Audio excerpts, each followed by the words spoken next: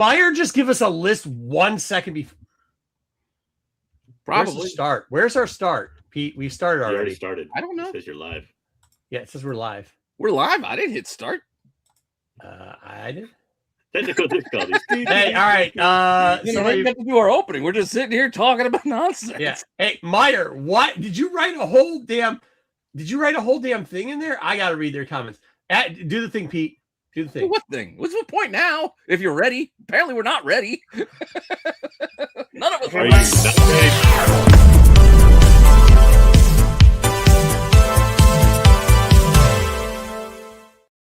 We definitely aren't ready. I'm trying to figure out what the shit's going on in Meyer wrote his comic review in the second comment of the day today. It's 6 paragraphs long. All right. GTK Comics, high thumbs up. Meyer, comic review this week, just my opinion. We'll try to go 1 to 5 star scale. Maybe we'll mark these and come back. We can get to those. What?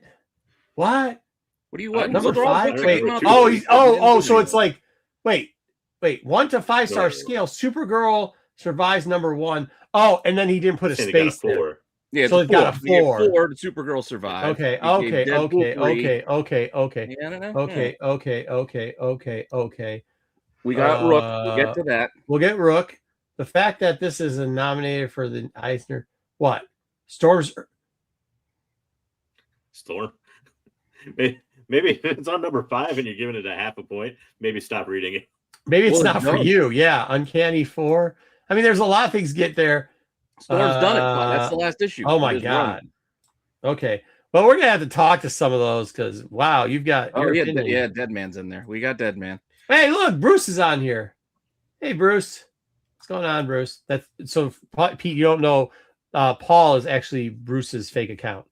You know how What? like Matt's got like 10 fake accounts and he just goes by different names. Alt account. That's That's Bruce's. just another one of is that those what's things called? that Marco says every week until Alt account. No. Paul admitted to it. Just, Paul admitted to it. Barlord, howdy, kid. Say what's going on. It's not true. We're going to treat it like a running joke. See, look, even he says it. Where's Bruce B? What do you want me to tell you? Personal. He's got personal stuff going on this week. We were going to do an opening, but we screwed up the opening. So Grumpy Gus, evening all, evening Grumpy. Bruce second. Yeah, see, Meyer, it's his second account. It's legit. Hey, Phil. Hello, all. Hey, Phil. Phil. All right. So Pete's back, and we got JJ filling in too. I don't know what. Oh, and yeah, I'm a little off today. I had to go in. Just remember, PSA. Especially Meyer, you don't have to worry about this yet, but the rest of us do here. Make sure that if you go in for your annual checkups, and you got to go in. Go in. The fleet is not as bad as you think it is. You know what I mean? It sucks. It does suck. It takes a while, but couldn't drive today. So we'll talk about the comic store. I could not drive after the procedure. If you know, you know. If you don't, you don't. But make sure get your stuff checked out. You don't want to die of anal cancer because anal cancer sucks. River. Yep. Using the whole fist there, Doc. What's it? Use the whole fist there, Doc. Yeah. What's it called? Or just get your colon checked. I don't actually have a colon, but if you have a colon, make sure you get your colon checked. There we go. And if you don't have a colon, then get your get your pouch checked. If you have a pouch, get a pouch checked. Get whatever you have. Get your stuff checked. All right, sounds good. Okay. However, I did have some conversations with some people on the phone that were up there, and the big talking point this week, to everybody's surprise, anybody have any guesses? Yes, I know what I'm looking forward to this week, but I don't know if it's the This same weekend. as everybody else. Something coming out this weekend. Masters of the Universe. Masters of the Universe is coming out this weekend. What? I said by the power of Grayskull. Yeah. Do you like JJ? You are arguably a curmudgeon about a lot of things. So I actually want your opinion on this. What's your opinion on? Are you excited about Moto? I am. I probably won't go watch it like opening day. Probably like maybe next week or Sunday. Sure. But I do that for everything, so it's not a knock against it.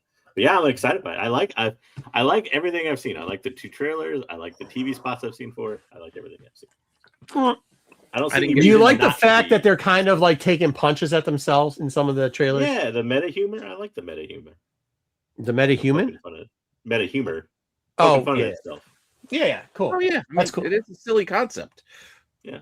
Lean into it. Have fun. Barlord, here we're just going to talk about the fucking elephant in the room. I will tell you now that some people figured out that He-Man for years were gay icons, they're going to automatically use the bot thing to try to destroy it. I will tell you, I'm not gay. I don't care. I enjoy the cartoon. I enjoy like it. So I'm going to probably enjoy this movie. It doesn't matter, in my opinion, what people's offense are. And hey, look, if you're offended by that, I get it. People are offended easily. But also, too, like, I don't care. Like, I don't care that people... no, I'm not saying that. No, Barlord, I'm not saying it like that. That's just, I mean, I've seen it right now because I was saying something. We were making a comment, and literally, while I was talking to somebody who was in a comic book store on that, somebody made a comment. I could hear it clearly over the phone about that. Like, I don't, and they used a derogatory mark.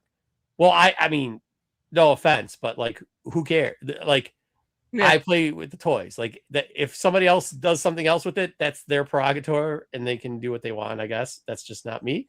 And I will tell you that I thought it was pretty funny. Like when they make the jokes, jokes about some of the Bobby Brown. It's prerogative. It's my prerogative. Yeah. So there we go. So I'm very excited. I have a lot of friends that are very excited. My son is very excited. We actually went on to the place that that Dub always promotes. What's that place called? Truby? Dub? Tubi? What? Yeah, yeah. Don't you always talk about stuff being on Truby? No, I don't even know if I have Tubi. I don't know. Yeah, that's good pick. I got Tubi. I watched. Yeah, good point. That was a good one, Dub. As Dub says, he's always asked if stuff's on Tubi and if he has it. But I went and we watched a couple episodes on Tubi, and wow, that cartoon was amazing when I was a little kid. Some of it maybe not so amazing now, but I think that was what also makes it kind of amazing. Right? Half of every episode was the exact same as the previous episode. Yeah, it's the same animation. We're running. Exactly. There's only 3 of the animation. Roll. No, but if you watch the first one, it's actually kind of boring now because all Skeletor does for the first, like, it's only like 18 minutes. The first 10 minutes is him just renaming the bad guys, and then poof, they're like hitting I'm recalling Beast Man. Beast Man's half beast, half man. You're like, yeah, we get the point. It's called Beast Man. Like, yeah, because they're selling us toys. That's what they were doing. Yeah, it was. It was one long ass fucking commercial at the beginning. But that's exactly the whole point of it. It was like to sell you toys. Mm-hmm. They weren't allowed to be violent. They couldn't see anybody getting hurt on there. And it was like every 80s, like, all the stuff happened off screen. Like He-Man would throw him off the screen, throw him off a cliff. I will say, going back to the 80s, I'm sorry, Dub. You're right. I'm sorry. But here, like, He-Man and G.I. Joe that was my shit. Like, that was, and I like Transformers too, but He-Man and G.I. Joe, that's my top tier. That's S, and then Transformers S-. Now that I go back and watch it, G.I. Joe still fucking S tier. Like, is way up there. But now I watch He-Man, I'm like, what? How did I like this shit? Like, it's not bad, but like, how did I like it? Netflix, was it Netflix? The Toys That Made Us, the He-Man episode? Yeah. Where they start naming it, the guy, yeah, that's funny. Well, they just tell the whole story behind it. Like, he just wanted real ripped dudes. He wanted muscle guys. I will say this, that I was very disappointed when I hear Jared Leto, because I'm not a fan of anything he's ever done. I don't know what he's ever done that I liked. I have a severe dislike for Jared Leto, but at the same time, they've completely downplayed his role, so that's a good thing. Yeah, that's a good thing. What did he play? You can't see him and you can't hear him, really. What did he play? He did the Joker thing, which sucked. What else did he ever do? Fight Club. What was it? Was he in Fight Club? He was Angel Face. Jennifer Connelly he was in. That was the one he got all the accolades for. Angel Face. He was like, I want to destroy something beautiful. Oh, there was the Tron movie that just failed miserably. Yeah, he was in Tron. He screwed that up. Yeah, I don't remember in that. I don't really. My so-called life. How could you forget Morbius? Yeah, he wasn't great at Morbius either. It's Morbid I like Morbius. He wasn't good in it. Morbid time, after all. The bad guy was. I mean, I like more. Once again, not saying Morbius. Jay, this is the problem that I have with this show in general. Every time I say something is not so bad, you guys act like I just gave it like 10 stars and think it's a Michelin thing. And every time somebody agrees with somebody in the comments, you call them a fake account. So same thing. No, it's only one person. What's the difference? Openly admits it's a fake account. Only one. No, you're not getting the shtick by now. Yes, anytime you like something, we make fun of it. Like Creeper. Oh, Creeper's dope. All right. That's all we got this week. Let's get into the fives. Are we ready, Dub? Yeah, I think so. We should do it.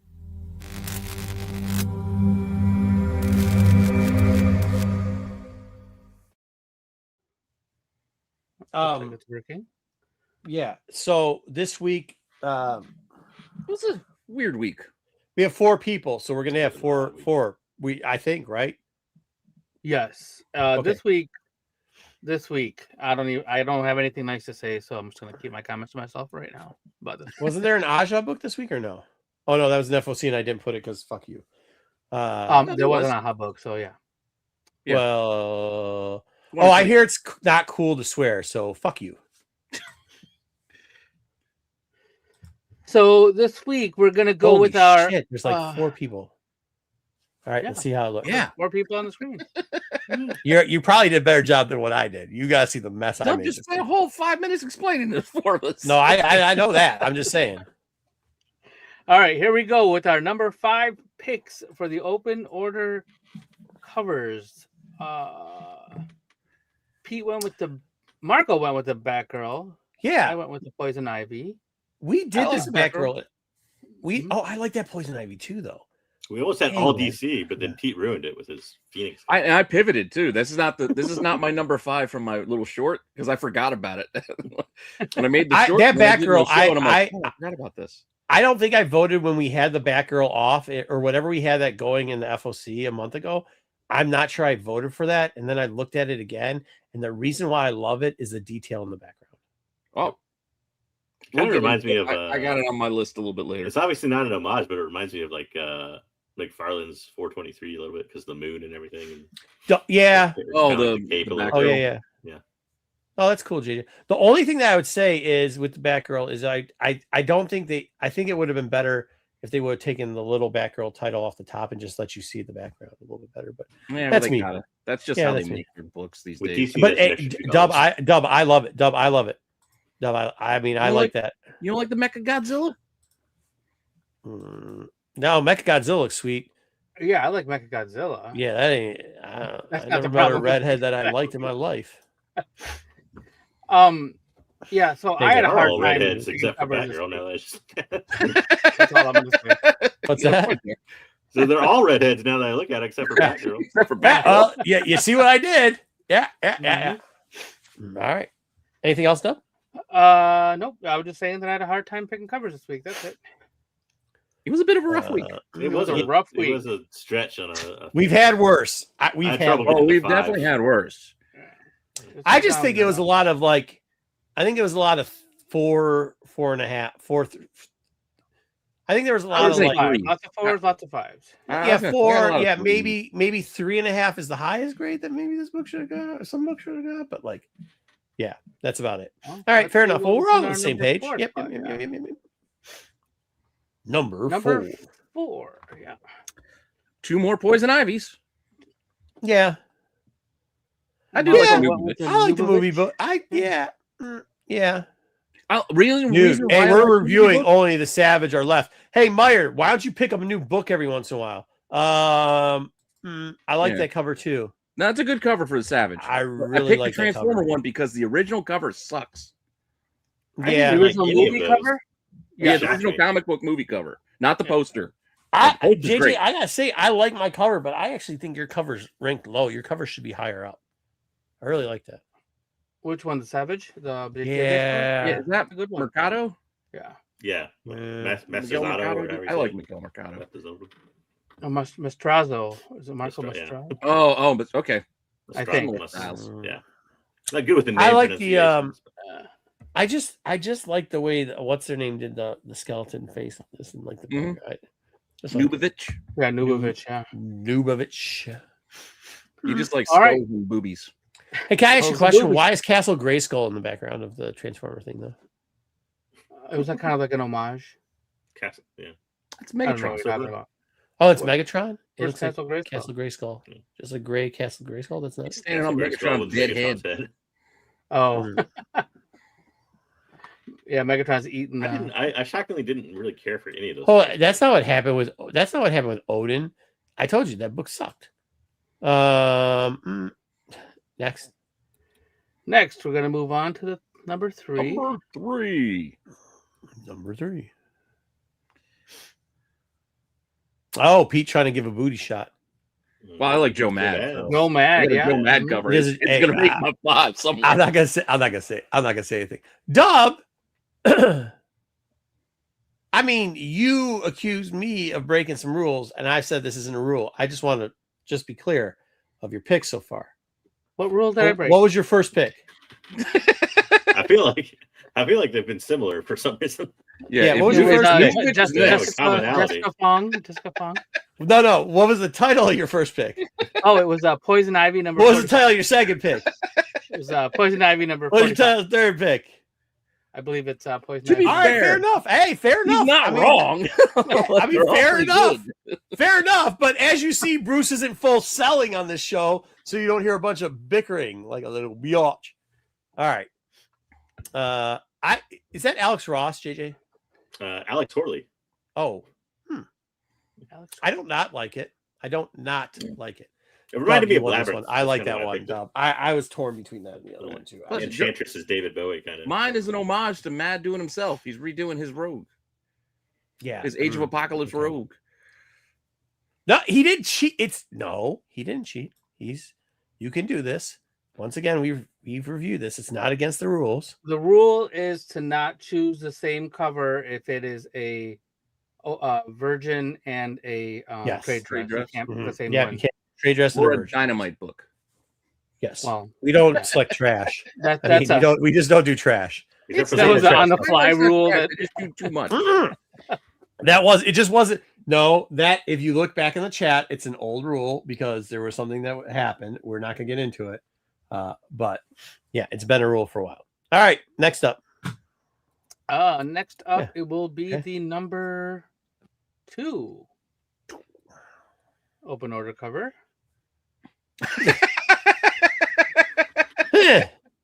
Well, I guess I can't say Dub. Dub. What cover is that, Dub? What book is that from? That is Poison Ivy number 45. Eom, right? Yeah, okay. Eom cover, yeah. JJ, good pick. Pete's going with the theme of asses this week. I feel that's a good cover. Like the Ryan. Dude, Pete, every picture's got an ass in it. It's not even good asses. I'm sorry. The here on the left is just front and center. Yeah.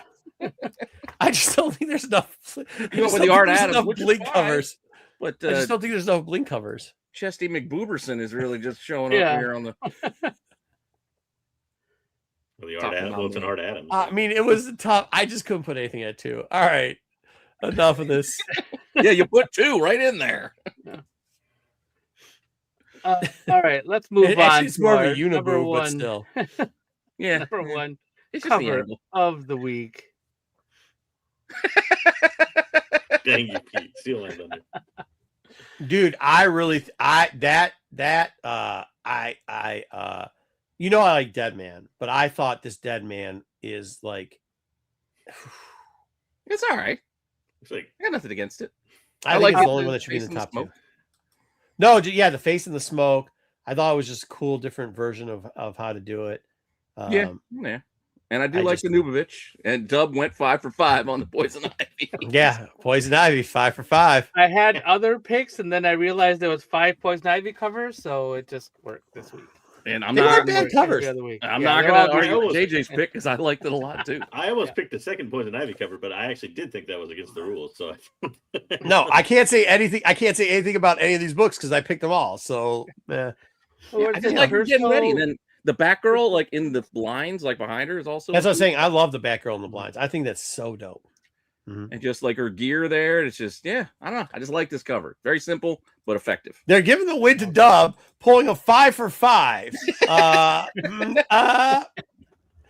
just gonna say Dub at one point was arguing. I'm gonna do that next time for Catwoman. Automatic disqualification because you cannot also argue that it's illegal to do something and then go ahead and do it. So unfortunately, Dub lost this round, but he would have won if he just would have followed the rules. All right, fair enough. Next. Let's move on to our ratio covers. Good job, Dub. Good job, by the way. That's what I like to see. Runner up this week. Oh, I missed one. Sorry. Here we go. Oh, there wasn't Aja this week. It's Aha. David Aha. Aja it is. And Batman number 10. I too like the 97 covers. Yeah. I like the mutant, like the little actually call out box that's from X-Men, you know, the old school X-Men. I wanted books. to pick the Virgin one, but I don't know, I just couldn't. Oh, the Bermejo? Whole, like, we're just gonna take the trade dress off the A cover thing. So well, they do that the whole way. And that's I actually really like that one though. My only problem with this one is they're all dressed like they look like they're in the 80s and not the 90s. But that is also it's like 87, not 97. What were those pants that Gambit was wearing? Were they had the stripes on them and everything? They're like some Zubaz.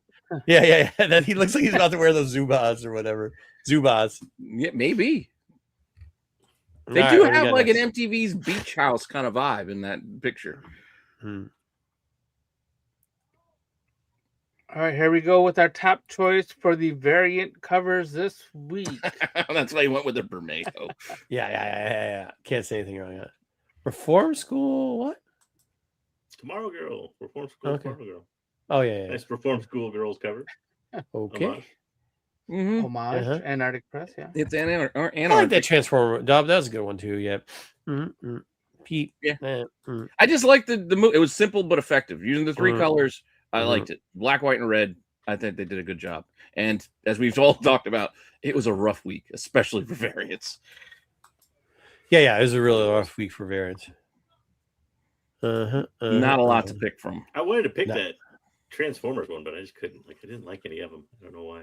Yeah, that's the only one that I like because it kind of. I mean, it looks cartoony and it almost like out of the. I'm just wondering. I'll be honest with you. I almost said I don't want to do variants this week. Does it connect?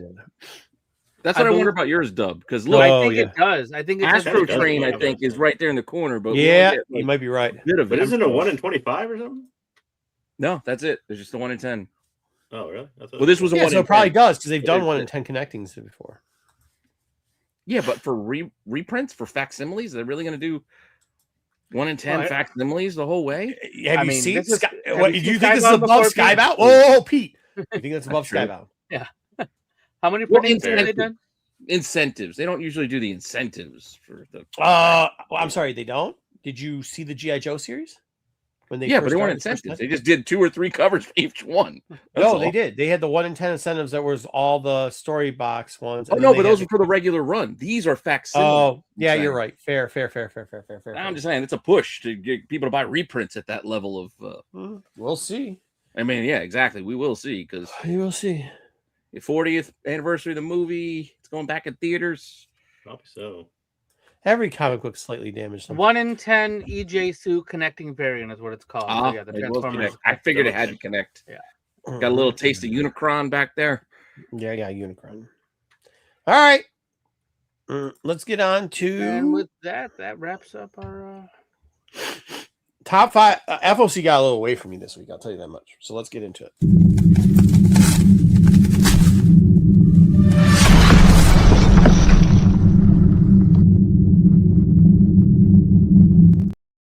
I think I was only gonna do like 4 books, and then I ended up doing like 6, so or 8 or something like that. I don't know. Sorry, I'm having some 6, 8 technical difficulty. Well, that's how it goes. Please hold. All right. Well, good internet. All silent. There we go. I got the background. Thank you. Perfect. All right. Are we good? We're good now. Thanks, Pete. Thank you, Pete. Let's go. All right. Let's go on. Let's see what we're doing this week. We're going to start off with Gambit Wanted #1 by Art Germ versus Black Cat 12 by Ejikure.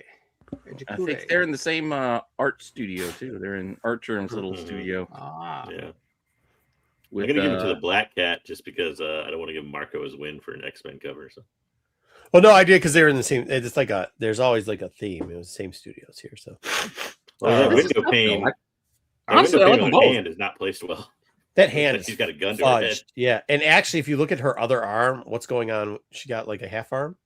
What is that? It's just, she's leaning on her own leg, but her arm goes real tiny, but her leg. All right, maybe I'll go with the Gambit then. Both. Problem with both, the Gambit both. is that looks like Yeah, a every lot of Archer both. cover he draws now. It does. It looks like every Gambit picture does. too. Like I thought it was a cool Gambit. I thought it is, but it is nothing new. But yes, it is well done. It isn't, but I think I'm going to get it. Like Yeah, if you for close sure. your eyes and said picture a Gambit Archer cover, you'd pretty much come out with the same. Yeah. Yeah, it looks like what I remember from the X-Men cards from the 90s that Jim Lee drew, but an Archer style. Well, what's wrong with that? All right, both. We got a lot of both. We got a lot of both. Nothing wrong with that. All right, let's move on to our next pick, and we Grab a have strong hand. Godzilla Conquers the Multiverse.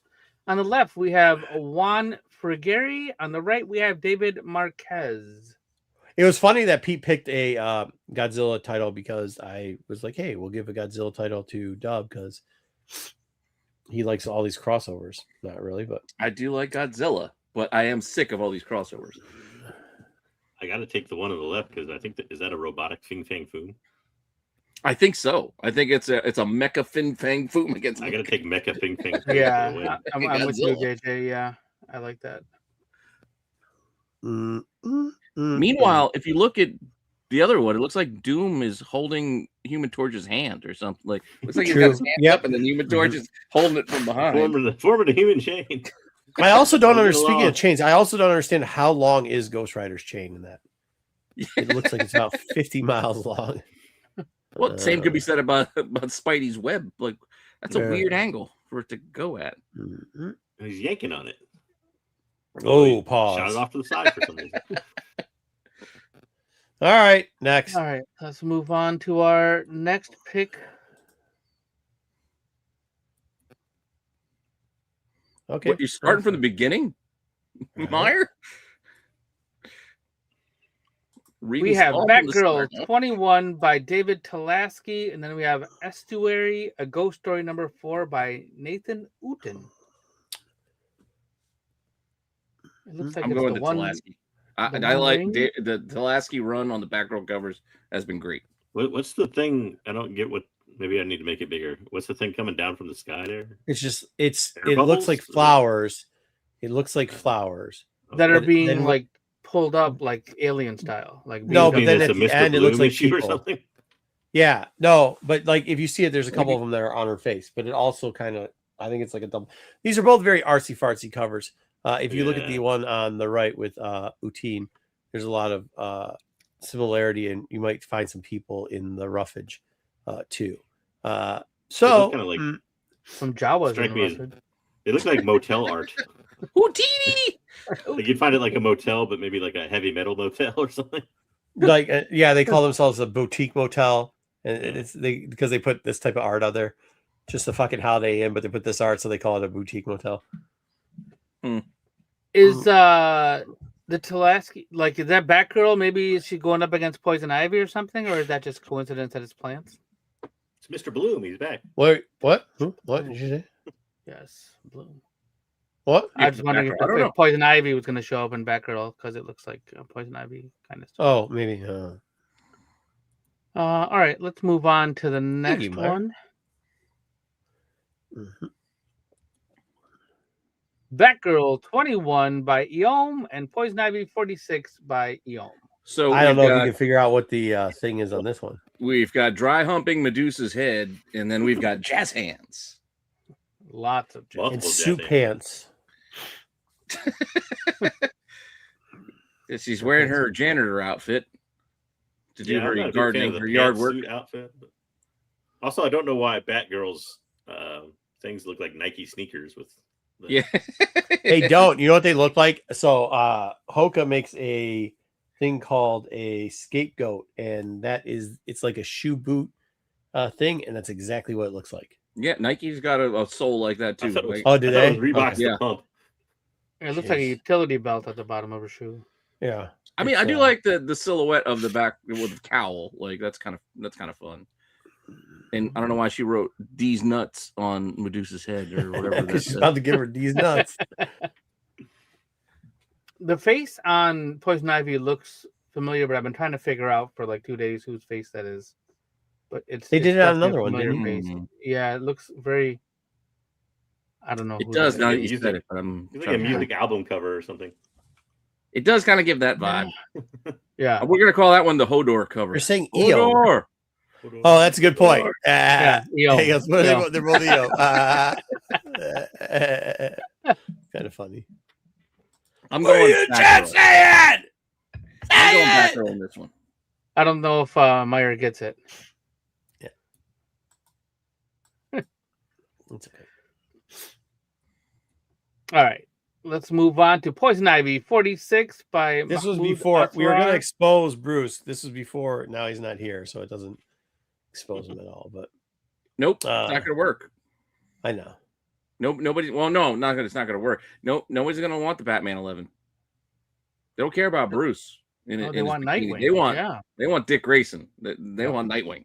Why? I don't understand. I don't know. You make that Nightwing, that'll be a $40 book the week it comes out. The fact that it's Batman, nobody's gonna buy it. You watch. Yeah. I See, I don't think. Yeah. I didn't He's know the Batcave had like a hot spring in it.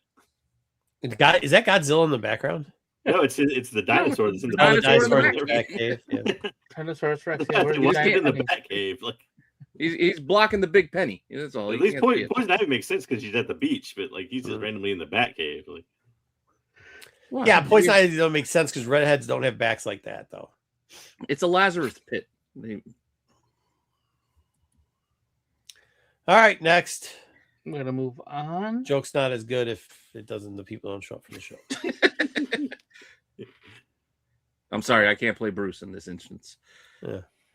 Supergirl Survive. I believe it was number 2 by Rod Race, and then Deadman number 2 by Mark Kryptonians or Spears. zombies. Yeah, Yeah. why not? It is an Elseworlds style. So. I'll say this: there's a lot of hate Cesarean for. or Caesarian. It's what are like- they called? It's like the Lobos. cool thing, I guess, to hate Mark Spears at this point, which I don't understand. But I actually dig this with the black background, and I think he did a good job on the Dead Man. But It I looks just is I it like- an homage to another Deadman. It looks like super similar to. maybe I don't know. know. And it's funny you say neither because I actually like both. I'm probably gonna go with both. It looks like he drew Nosferatu and then just put a psychedelic Deadman suit on him. Maybe I just like it. I like the black background. I like the. I shiny do. I color like on the it. black background. Yeah. There's something about the D though. It's Rod giving me, Reyes is a hell of a guy too. He's a dope dude. I like. Oh, yeah, he Rod is. Reyes is my boy. He's my man. I remember Looks like he painted- you looks were like on he the painted floor the looking D for his on the- card. Oh yeah, dude. No, I was on the floor. I You were on the kicked- floor. Who did I Where's kick the card off? card? I kicked out somebody. Was it Frank Miller? I don't know who it was. I told him to get the bleep up, get the fuck up off the chair. Oh no. It was shit. Who the hell did you say that to? Damn it! I remember. I do remember. It wasn't Miller. It wasn't Miller. It was somebody. They were like, "Wait, what?" I was like, "I said get the fuck up." The guy lost his card. He's not from here, and he's stuck in this country for 3 more weeks. Get the It's fuck like, up. that's his only Show access to money. respect. It's the only way you can get money, dude. And then, yeah, you're right. I went under. They thought I was doing push-ups. I wasn't doing Shit, push-ups. who I was was looking under the chair for it. He did find his card though, didn't he? He did. It did. I think it was in the cushion. I think it was. I think stuck it was in the cushion. Yeah. Both are cool. I like them both. Yeah, because that's when you were over there. I was talking to Diego about the Excommunicated. He was telling me all Oh, about yeah. that book before it came out. Yeah, I like both. And Rod's a sweet dude. I mean, sweet guy. He's a No, they're not awesome bad. dude. Like I said, the D on the Dead Man is just giving me a homemade action figure vibe. Is all. Oh, yeah, Yeah, maybe. it looks I like still it's love like it. It's just the D is just the Yeah. It's weird. Yeah, stop saying the D, dude. I Oh. mean, yeah. Stop pointing down and The saying letter. the D. The What is letter the on D? the You know, the alphabet. D down there. the The D is D. All right. Next. Jeez, Pete. Maybe you should go back That to was that unintentional. Superman, And that was it. For All right, this there we go. week Cool. on, all right. yeah. Well, we can get Pete. Stop talking about Dead Man's D anymore. Well, he keeps that out of my face. I mean, he does wear that unit. whoa. He does wear that unitard the whole time. Pete, you are always sideways when it comes to Swansons. You just love bringing up Swanson stuff. All right, we ready for it?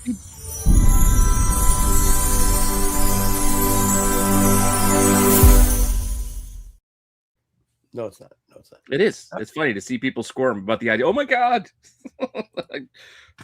Like the South Park episode. Eek. Oh my gosh! All right. This week, interesting comics to read too. What do we have on the first list? We're going to start with The Ring, the man who beat the man. Yep. That silence does not bode well for this one. I feel like What was it? Maybe Gail she did a lot of boxing research when she was doing that Black Canary book. Didn't she do that Black Canary book where she was in the middle of the fight and like doing the flashbacks? The flashbacks, like the constant baseball movie. Like I feel like she did a lot of research for that in the boxing realm and said, "Hey, I'm going to use this. I'm going to make a boxing book." And I just don't care about boxing anymore. So it's no. Also, too, why are they dressed like professional wrestlers for this book? Well, she also used a line from a professional wrestler. Right. The man, But you gotta be the professional man. wrestling, Yeah. You know, the problem that I had, what was that guy's name? Stimson or whatever? Who did the wrestling book that was really good, The History of Wrestling. I thought that was good. Aubrey. Aubrey, yeah. Aubrey Sitterson. And then you've got what's the other one that the video game type one? Kyle Starks. Oh, Kyle Game Starks, Over. yeah, with the Wrestle Heist and Wrestle Heist, but there's also the one currently going on, Final Boss, that was pretty good. Oh, Tyler fighting wise. Kirkham. Huh? Kirkham doing Final Boss. Okay, cool. Yeah, still. Those are good. This is kind of feeling like I just don't want to read the next one. I'm gonna put it there. I'm not reading number 2. So it wasn't bad. It's just I just wasn't into it. That's all. It just I'm just not into boxing. Well, it's hard to get it. Also, too, there's like maybe 8 pages, so like maybe less than a third of the book is actually boxing, and I don't know. There was a lot of pages with like, no words. Or we're gonna do stuff on the. I don't know. Yeah. Hey, DK, what's going on, buddy? I think it's also I don't know any of these characters. I know it's a new book, but nothing connected me to any of the characters throughout the stories. Like I barely knew. I thought the one guy was already fighting in the fight, and then meanwhile, I realized the Russian was fighting another guy who just happened to look like the main character of the book. Yeah. And then he started trash talking. I'm like, wait, didn't you just beat him up? Why are you trash talking him? He's lying. Oh, it's just, I don't know. It's all right. I guess. Yeah, I just don't think it's going to be able to keep my attention, unfortunately. So I'm passing. Thumbs down, please. A dub. Yeah, this is also down. If you like boxing, you might enjoy it. I like boxing. You will not enjoy this. Yeah, right. I'm with Marco on this one. I think even if you like boxing, this is probably not a good book for you. Now, being that said, I used to watch boxing on classics all the time and everything else. Like it was something me and my dad would do a lot. So I haven't watched boxing in a couple of years, but I don't even think modern boxing is like this either that much. I mean, maybe like the part where they kind of trash talk each other. Like who are your favorites growing up?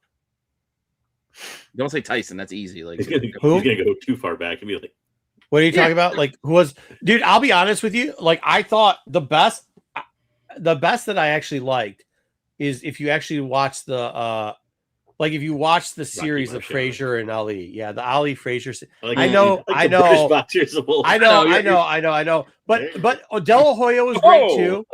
I think people forget how exciting the De La Hoya matches were, and to be honest with you.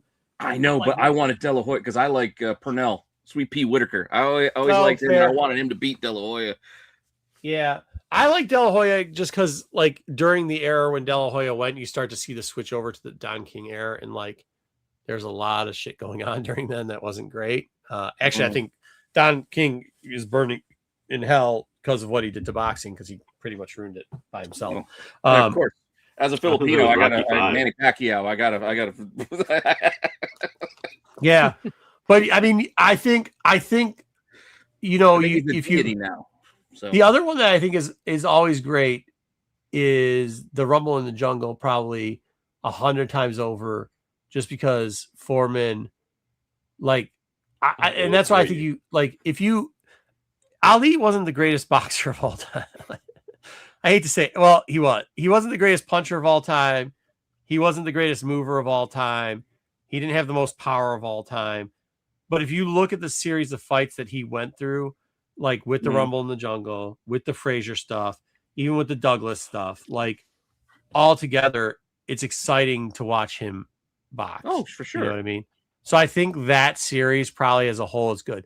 When you watch De La Hoya box, there's a lot of similarity for his weight class. Now, when you got bullshit like Money Mayweather, like, I mean, Tyson was fun to watch, kind of, but I'm not saying Tyson wasn't fun to watch because there's actually a couple matches where Tyson was very good and so technical that his power was great. But there's a lot of middle and small classes that you got to see there. Like, I think that gets overwhelmed when you're looking at super heavies. And then anyways, we're not gonna get too much into boxing. No, we're not gonna get too much into it. But I used to like it. Old guys talk about old stuff. Yeah, I'm in shock right now that like Marco just said that he hates Muhammad Ali. That's just like crazy. I didn't say no. Wow. And he lives in Michigan. He's a Michigander too. No, that is not what I said.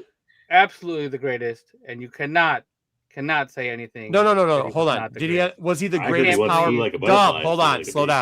Slow down. Was he the greatest power puncher? Yes. No, he wasn't. Then you don't know anything about boxing. Dub, you don't know anything about boxing. No, you 100% don't know anything about boxing. You literally said that he sucks, and I can't believe anything you say anymore. That is not what I said. I said you know nothing about boxing. George I don't think to this day anybody punches harder than George Foreman. It was great. There was not a harder power puncher than George Foreman. Yeah, well, I think it's because a lot of people just remember old George Foreman. They don't remember Butterbean. Young George Foreman. It wasn't hard. There wasn't a harder puncher than Foreman. Fucking Foreman? No way. Hey, Cosmic, he lived in Michigan longer than he lived in Louisville, Kentucky. Thank you very much. Joe Louis is the best boxer that ever lived. What about Soda Pop Joe? He was hard to face in that second level of Mike Tyson's punch out. Hey, okay. I love Joe Louis too, but let's be real. He was just beating up white dudes. Like, that's all Joe Louis was doing. What about Rocky Marciano? Oh, Rocky Marciano sucks my dick. Jack Dempsey, he had the Rocky Marciano. Rocky Marciano was a janitor that could box every once in a while. Let's be real. All right. Let's go ahead. Here we go. Next book we have on the docket is Rook Exodus, number 10. I will be honest with you. Can we recap Rook Exodus from 2025?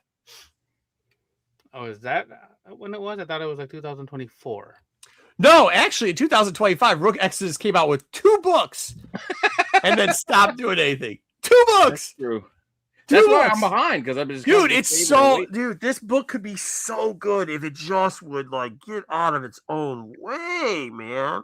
I thoroughly enjoyed this book, but because so this book starts to tell backstories on a couple of the group, right? So like it's good because of that, and it's leading into it. But holy shit, the breaks, man! Like the breaks. The breaks are rough, but they're also helpful because I honestly was behind reading this title, but I just read this one straight off the rack, and I still enjoyed it, but I'm also biased because I like the title. I'm already down in on the premise. You give me a samurai, and I got some cherry blossoms like falling. And then you got the dude he's got a stag helmet. Like I just got done playing Ghost of Tsushima, and that's his like family crest. I just feel like this is just written. Yeah, so they give you Stag's backstory. That's a lot of words. They give you Stag's backstory in this one. They just scratched a lot of places that I like. Yeah, Stag's back, but I'll tell you this with DK, starting off as hard as they did, starting off as quickly as they did, giving us Stag's backstory and getting into it, and then I'm not gonna give away the end, but they move on to something else that I like what they're doing. It's good. Thumbs up for me. Thumbs up for me, but the hiatus, like thumbs down on that hiatus. The hiatus sucks.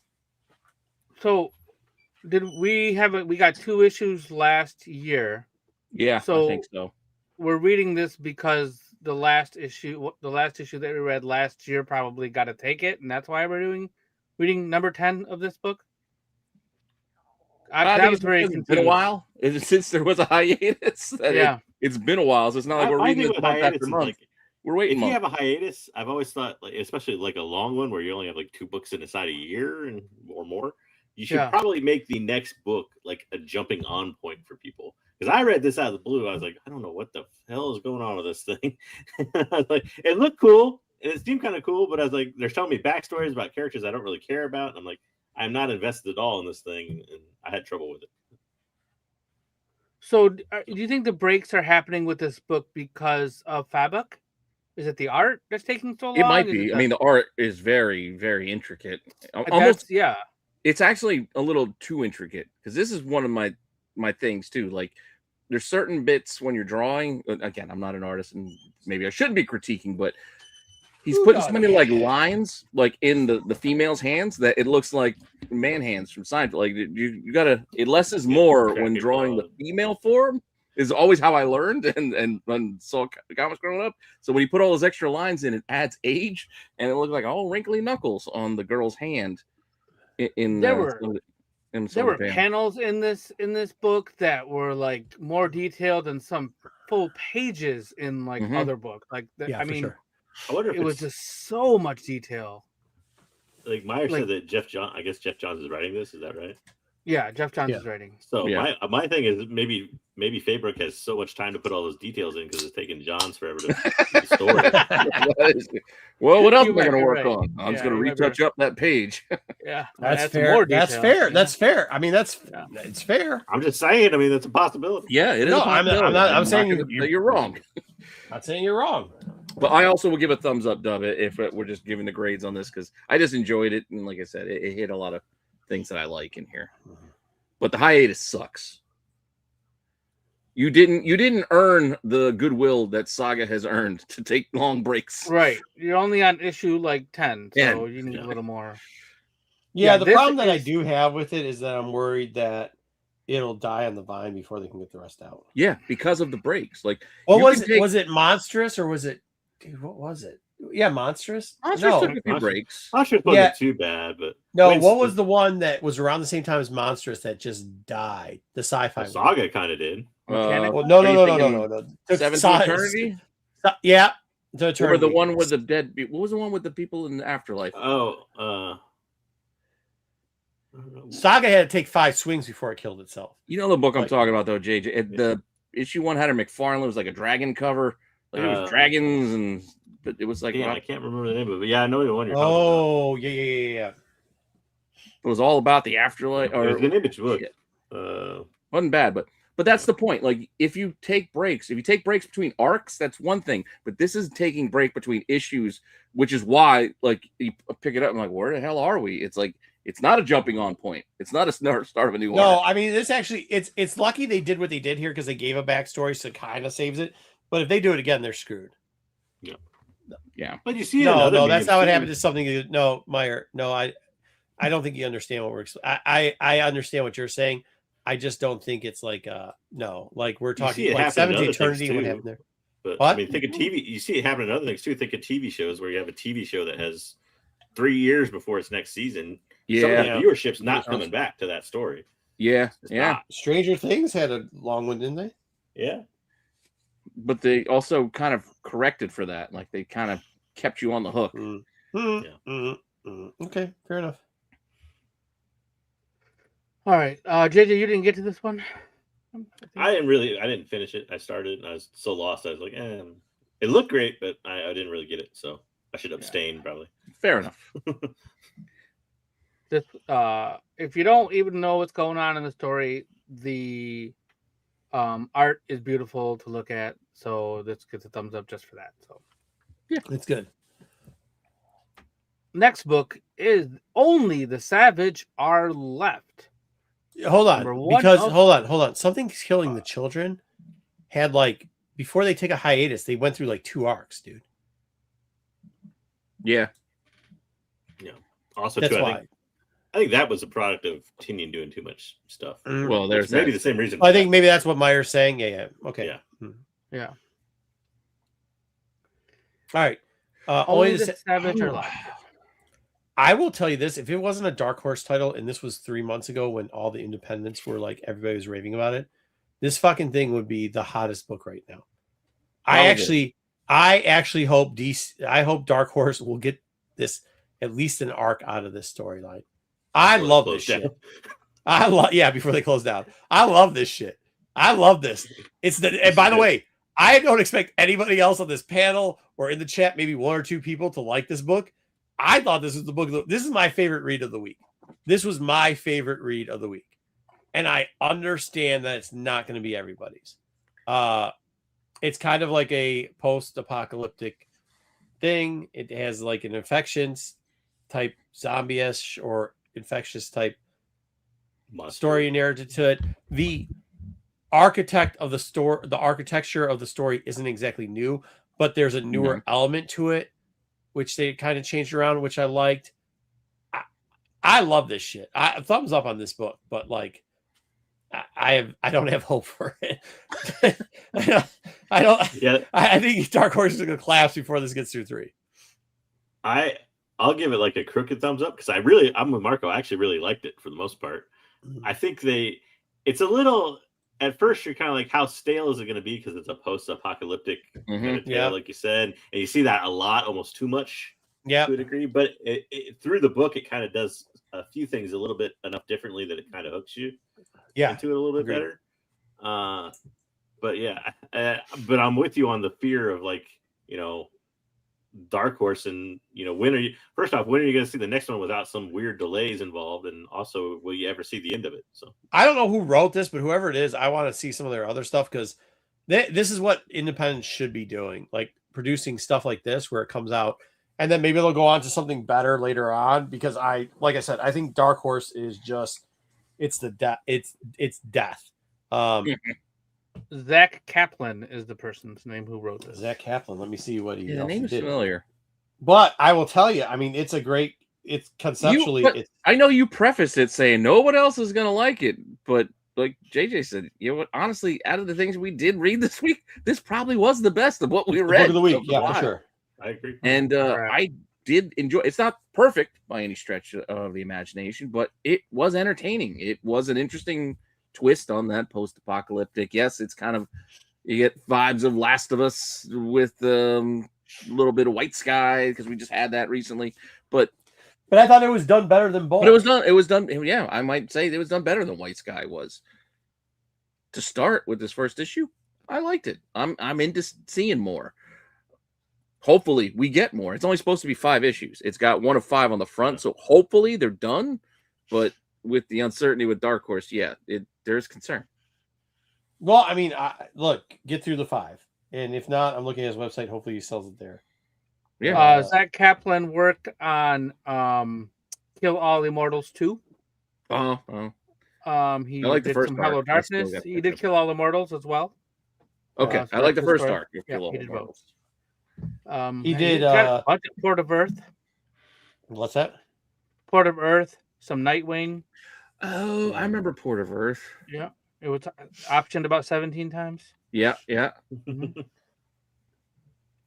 He's got some books on his only Hello Darkness. Wasn't Port of Earth? Wasn't that Arctic Press? Image. No, it was Image. It was Image. Yeah. Okay. All right. He did Masterminds. Okay. Yeah. All right. Yeah, so I give this a thumbs up. This would be a thumbs up for me. Yeah, this guy did a great job, man. As well. I need to read this. I thought it was going to be another one of the same old thing. Yeah, I didn't get a chance to get to this one, so I will. Yeah, I had my fear on reading it, but it turned out better than I expected. Yeah, I just randomly threw it in there because it was the number 1, and it was good. The premise cover. I was sold on the premise when you read about the things like, oh, and then you killed this. Like, I was like, okay, this is kind of an interesting tweak. I'll check this out. And then I read it. Okay, it played out well.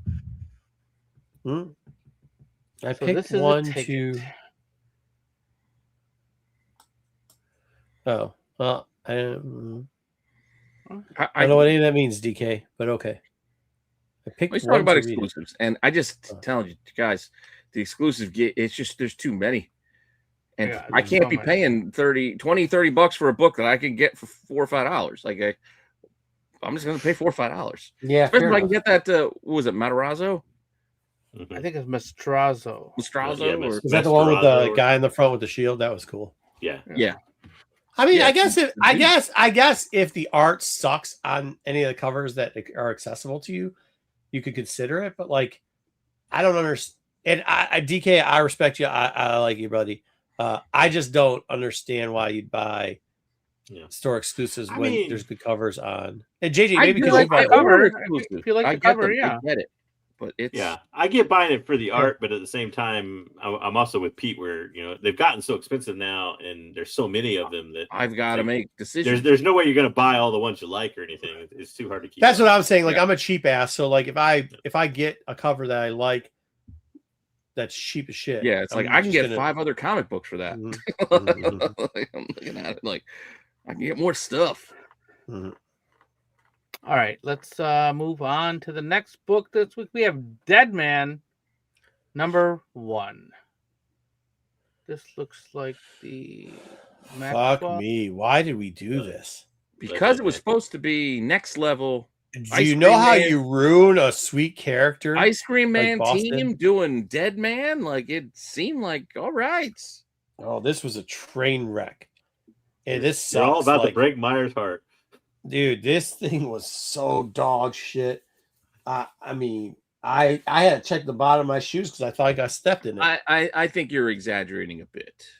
Okay, first off, do we need a 50-minute recap after the first 10 pages about the backstory of Dead Man? I don't think so. Number 2, the art was horse shit. Number 3, the story went on too long. I kind of wanted it to end. The monologuing. The monologuing. Yeah, the monologuing. And they rehashed, like they took part, so they did part of the story. Then they gave you the backstory. Then they went back and recapped the beginning part of the story pretty much. Then it just ended. And it was like, wow, this is. I think my thing, it just didn't feel very much like Dead Man. Right. You know what it felt like?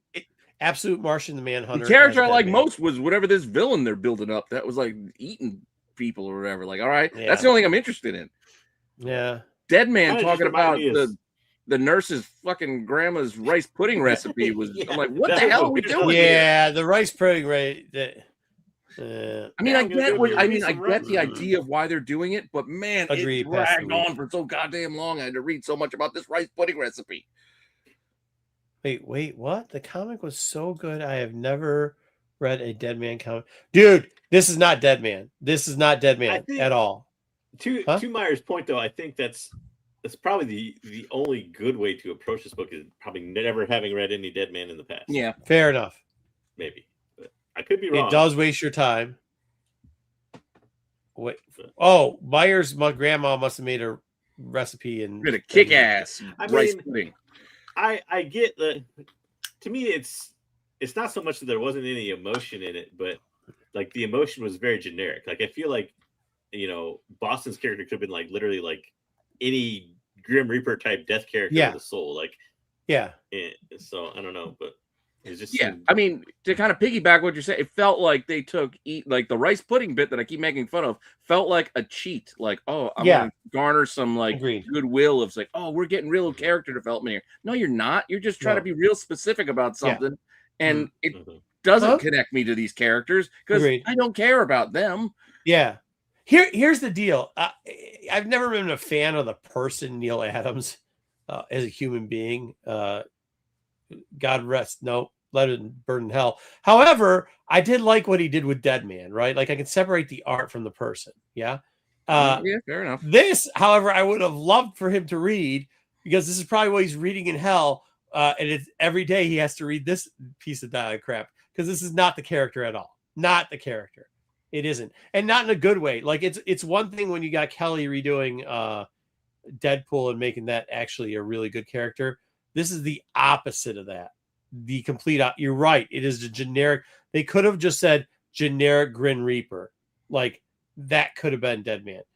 Dead Man as a whole, there's always that heartstring pull about everything, including how he turned into that character. I think they fucking missed it.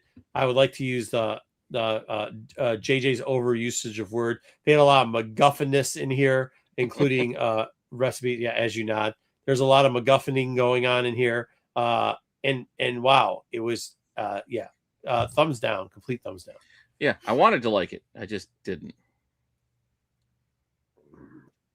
Thumbs down. I will give it a slight bit of a doubt and say that I kind of liked the thing at the end with the demons. So, like, that's what the thing. The only thing I liked was the demons. I wasn't really. The villain character is a little bit odd, obviously. I don't quite know what was going on there, or why he kept a half naked guy at his dinner table or whatever. But like the I'll give it a crooked thumbs down because there's a possibility here that they could take it in a better direction in just another issue. But other than that, I don't know. Yeah, Meyer, I know they don't talk about the pudding beyond the first like 2 pages, but man, the first 2 pages dragged. It would be like if this was an hour-long television show, they spent 15 minutes getting us to that point of talking about the pudding. And then they recapped after that. They recapped the character. And then they go to a recap, which also feels like a drag. Like drag, it was paced poorly. It just lost me again.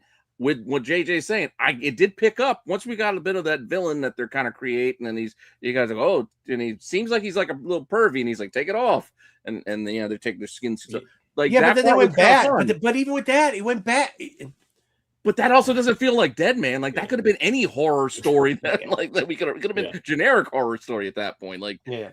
That didn't matter. That's the only problem. Like if you read the first half of this book, the only way you would know that he's a superhero or whatever is because he tells you that like directly in his personal narration or whatever. Like because at first I'm like, what? Because he's a janitor and then he's dressing as a doctor. It's like, is this a comedic character? And he's purposely walking through somebody so they can say he gave her the shivers, which was like just like shut the fuck up.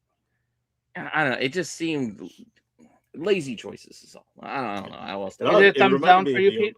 Yes, I'm down for that. It reminded me of the old movie trope, like when they start a movie off with like an anecdote, and then there's the record scratch sound, and they're like, "Let me tell you how this started." Yeah, 2 weeks ago. Yeah. So have any of you have you read Ice Cream Man? I've read one or two. A couple issues when it started. But dude, you know what? This is Ice Cream Man. Even the art. Well, that's why, because it's the Ice Cream Man team. I'm sorry, Dub. Go. Let's next book. Dub, sorry, my bad. I'm good. Thumbs up or down? Next thumbs book. up or down? Thumbs up or down? X-Men 97 is. You didn't give us thumbs up or down. Doesn't even matter. Next book. You're right, though. Dude, it just clicked when you said that. It clicked like the guy. I was trying to say, but because it's the Ice Cream Man team that made it. No. Dub's right. Dub, go back. I'm giving you your one. Why don't you take your props? 20 minutes on one book. Let's go. Okay. He's right. That's it. That's why it sucked. Okay, go ahead. I didn't read this book, so it's on you guys. Did you guys watch the first, an X-Men book? First season? Yeah, it's so.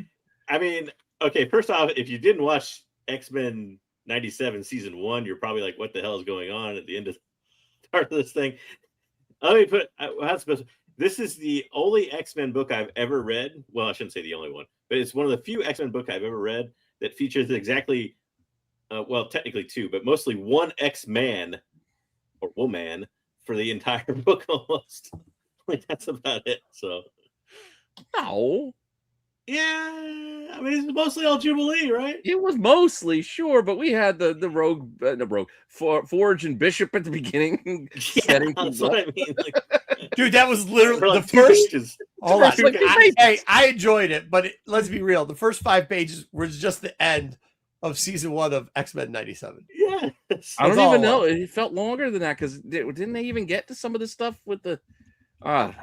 Yeah, they didn't get very far. So the rest of it doesn't even. That's the thing. The rest of it doesn't really advance anything. It's just kind of Jubilee talking about the memories of them and then trying to like. I'm like, it feels like an after credit scene to the end of the first season, which is not a terrible thing. It's just I'm gonna give it not a lot because of that. Not a lot happening here. But I hope this is all I'm gonna say. I'm gonna give a crooked thumbs up because it is what it's supposed to be. You're not gonna get surprised by this. It is what it's supposed to be. Yeah, and the art's fun. Try to shoehorn in some 80s and 90s X-Men villains. You forget. Oh yeah, Forearm. Like Avalanche. There's some that show up in this book. Tower. Like, dude, you forgot about. There are more non-X-Men mutants in this book than there are X-Men mutants in this book. And then we'll throw in the generic human hate. Oh, die, mutie scum. Yeah. And like, yeah. Crooked thumbs up. Dub says he doesn't want to review the books too long, so crooked thumbs up. I'll go the opposite to cancel out Marco. I'll say crooked thumbs down. Oh boy. Because of 2 reasons. One is I don't know, they didn't seem to advance the story at all here, and I don't know how much they're going to do going forward. But does anybody know how long this is? Probably another 4. I mean, the first one was 4. This is probably My 4. question is, so it's what, like second week of July or something is when X-Men 97 season 2 drops? Is it gonna be like a Darth Maul situation where I get like the comic story ending? That's supposed to be the preface for it, ending like halfway through the season. Yeah, the show. season's gonna be Marvel, done by the that's what time they you get do. the end of the Yeah, so story. that's why it's crooked thumbs down for me. I don't know. Timing is probably bad on this. All right, what do we got? I'll leave it up to you guys all to this as readers, because I'm biased because I like X-Men, so I'm also on the crooked thumbs up angle of it. But at the same time, if you don't care about X-Men 97, you're not going to care about this book at all, and you probably shouldn't, because I don't know. Yeah. So it's up to you, and we don't have to read the next one. He said crooked Next. thumbs up. So we do have Yeah. no. He said crooked thumbs up. We have to read the next one. I'm going to read the next one. Nice, we got it. Nice. Let's go back to that one really quick, and I'll just give it a thumbs down. That would override my. Did you read it at all? overall. Did you I read looked it at the all? pictures. I looked at the Uh-huh. pictures. So you didn't read it. To Also, be fair, why it was wasn't great. the- It was not the great. selection of Marvel #1s this week was not great. God, I couldn't. Yeah. X-Men books and this. This is a Neither this actually isn't was real. DC, to be honest. DC kind of. This is not even a real #1. This is a conglomeration of backstories and other issues that they reprinted into one issue. Was Might it as like well be web the cartoons webtoons. or something? I don't Yeah. understand. It's I'm Jeff. I don't understand. It's Jeff at all. I would Do you never not read Sunday morning cartoons? What? That's all it is. There's no words. It's just Did you read Marvel Sunday dude. morning cartoons? Sunday Yeah, comics. Saturday morning. Sunday comics. Oh, So, I used to read Sunday comics all the time. Detroit News yeah. and Free Press. This is Shout out. Jeff the Land Shark is Marmaduke. This is if you took a newspaper strip, Yeah. comic and made it into like a book. Shout out Detroit News and shout out the Free Press. Both had great comic sections in them. I have a feeling though, if I was the target audience for this book, I would actually enjoy it, but I'm not. Yeah, but here's my problem with it. Who's the target audience? I can say this. I'm glad I'm not the target audience for this bullshit book. Thumbs The down. target audience is probably younger kids, I would guess, but the people who buy it are not necessarily younger kids. But Well, that's what I'm saying. So even if it's targeted at younger kids, what did this thing cost? $5-6? Like, come on, man. There's no words. $5.99. hey, It's $6 Gwenpool for a thoughts little like 2 shark pages. grunting and growling and And an octopus. Yeah, an octopus on a lollipop. I feel like there's a lot of fans of Jeff because of the game, right? I mean, people, and those aren't all kids playing that game, Yeah. the Rivals game. So there's a lot of people who play this game who like this character. So I remember. Well, Jeff has been popular since he's been showing up, because you remember the Marvel Legends figures. What was it? Damn, I can't remember the characters. Like the female. Anyway, Jeff the Land Shark was an insert inside of one of the Marvel Legends figures, and people used to steal it straight out of the packages and just leave everything else behind on the shelf, like at the Walmarts and stuff. They would just steal Jeff and then leave everything else behind. this kind of reminds me of like remember the Sum Sum stuff, the Disney Yes. Sum Sum stuff. Mhm. Yeah. This kind of reminds me of that. Like I feel like there's not a lot of substance there. There's not going to be a lot of substance there, but there's also not supposed to be. It's there to be cute and to get you to buy other merchandise. And Shit, like that's kind kinda of what this book is. And this shit should be $2.99. Like this should Is be that her like name? I kind of agree with you. This would be like a free comic book day comic. Yeah, give this Like, away you to could- kids. So SHIKLAH. What? That's the name of the character that Jeff the Shark came with. Shikla? Oh, she was like, that- yeah, it was like Deadpool's wife or the Yeah, she's like monster. purple and black. Yeah. Yeah, but yeah, people they would steal the Jeff right out of there. Yeah, there's Oh, a yeah, new yeah, yeah. Jeff coming out with a Venom that's Marvel Rivals. So if you missed out on Mm. Jeff before, you can get a new one now. Yeah, Marvel Rivals really upped his profile, but he's been Yeah. popular. mhm. He and Gwenpool had their little run there for a while. And there's like another story. There is a Deadpool, Gwenpool little story at the end. So it's not all like Marmaduke tales, but again, it's all reprint stuff. So this is stuff you would have gotten in other books. I don't know. If I was a writer for this book, I'd be perfectly fine writing this book because You write 3 pages and you get the bag. Yeah. So You Yeah. don't have to worry about dialogue. totally fine with me. Yeah, I mean, here's what it is. Yeah. Give me 20 panels, some physical humor. Oh, sorry. Whoops. So that was all thumbs down for that book. I'm guessing. Sorry, I messed up. Yeah, I can't recommend anybody spend I'll 6 say, bucks. out of here with this I'll book. say perfectly even. Like if you love Jeff the Land Shark, you'll probably buy this book and like it. If you don't, you probably won't. Yeah, but if you love Jeff the Land Shark, you probably already bought all the books he was already in. That's what I'm Then saying. got all these stories. Even then, though, you'll still buy this one. It's like loving any character. And they're buying all 3 covers, and it's $18 in.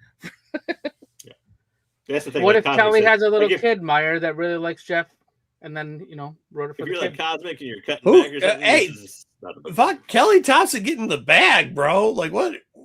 Why Meyer are doesn't you want Kelly Kelly Thompson to bag? get the bag. That's it, I guess. Huh? Meyer's upset about Kelly Thompson getting the bag. Well, why you gotta hate success? Let him Oh, get and the I'm bag. sorry. Don't read this wrong. Don't make it seem like I'm saying we have to have words for it to be a comic book because we've all read silent issues. That's not my problem with this. My problem again is the target is it's a kid's story. Like even the way it plays, it is a kid's story. This is a Teen Titans Go sort of episode. This thing, if it was animated, it would be like 4 minutes. Like we shouldn't be charging admission to this. This should be an opening for some other animated thing. It'd be a Pixar short. Yeah, this is like the Who Framed. This is like the baby before the Who Framed Roger Rabbit movie. Whenever they did that little short with the baby in the beginning, that's what this feels like. Like this is like the little animated opening before the Pixar movie. Oh, Cosmic Thread. I think I did read something about Yeah, I think it is Octopus's first appearance or something, but that doesn't make sense either. But what do I know? Oh, the little If that's what we're buying, Yeah, if that's what we're buying comic books for at this point, we're fucked. Kraken. Yeah, the reprint I think is the second half of the book, right? The thought all of it other was story. reprint. Yeah, I feel like it's all. Maybe it was It was like webtoons Marvel mode. 1000. Like it listed like issues at the beginning of it, like where all this stuff was from. Oh, I could have swore it was all reprints or collected. No. I don't know what was new. well, I'm not buying it anyway. So, Marvel Comics 1000 and Deadpool. Yeah, that whole story was from there. It's Jeff collecting material from Jeff Week 2025, Deadpool 2019, and Marvel Comics. Hey, look, I didn't suggest this damn book. I didn't want to read this damn book. I give it a thumbs down. I'm done with this damn book. Fair enough. And with that, we wrap up our reviews. It was a for- rough week, It was. at least from what we picked. I think for everything, but there's only about 1 or 2 other independent number ones. Well, no, there's other books I'm still got to read. Like I didn't get to. I Yeah. still got to read. I mean, there's other books that I've read that that I can keep up on, but like as Regular far as, like, number Batgirl. ones and that type of stuff, there wasn't. I'd A say lot. regular Batgirl, regular Batman. I think Iron Man was in there. Regular X-Men. I didn't get to that yet. Like there's a read bunch the, of stuff I didn't get to yet.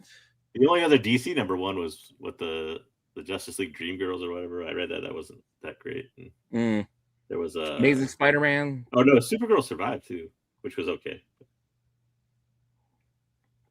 Yeah, I didn't get to that, but I'm not really looking forward to that. The Elseworlds. I think it Yeah, was Superman themed.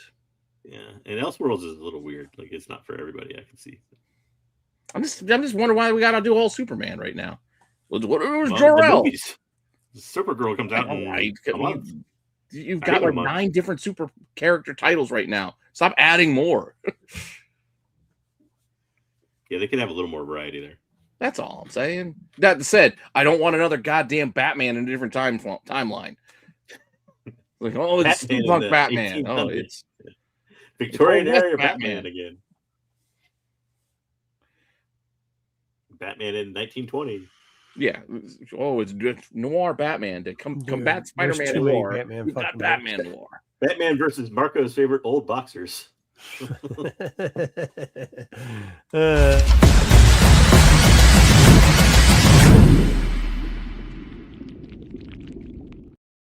All right, this week we got some new. I don't even know. Oh, I don't even know what I got going on this week because I kind of did this. Well, I finished off. I think I with the anesthetic was still on while I was finishing off this segment. So we'll try to see what our 4 segs are here. It's gonna be how they something. work. Yeah. All right. Didn't do a title page. Cool. Oh, hey, our first one is Stan Lee on the cover. So Stan Lee covers it is. We've got myself with Black Rider number 8. We've got Dub with No Prize Book. I didn't even put up there number 1. Marvel Age 47. And JJ kind of breaking the formation of what we do here and just putting a magazine on there with Foom 17. So, You said old Stan Lee covers. I had to improvise, dang it. All right, he's not here, so I'll cover for him. No Prize Book number 1 was Dub's pick. $62 to $100 for 9/8 Raws, 5 to 15. Pete, I've never actually looked inside this book. Do you know anything about this book? The No Prize Book? No.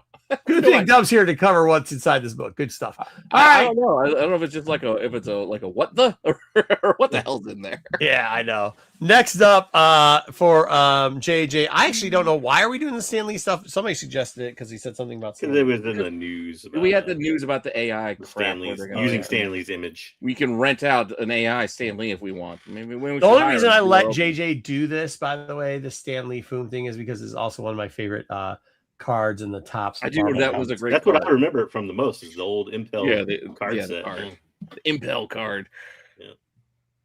Foom, by the way, for the people who don't understand what it stands for, go ahead there, JJ. Friends of Old Marvel. Mm-hmm. Not new Marvel. Old Marvel.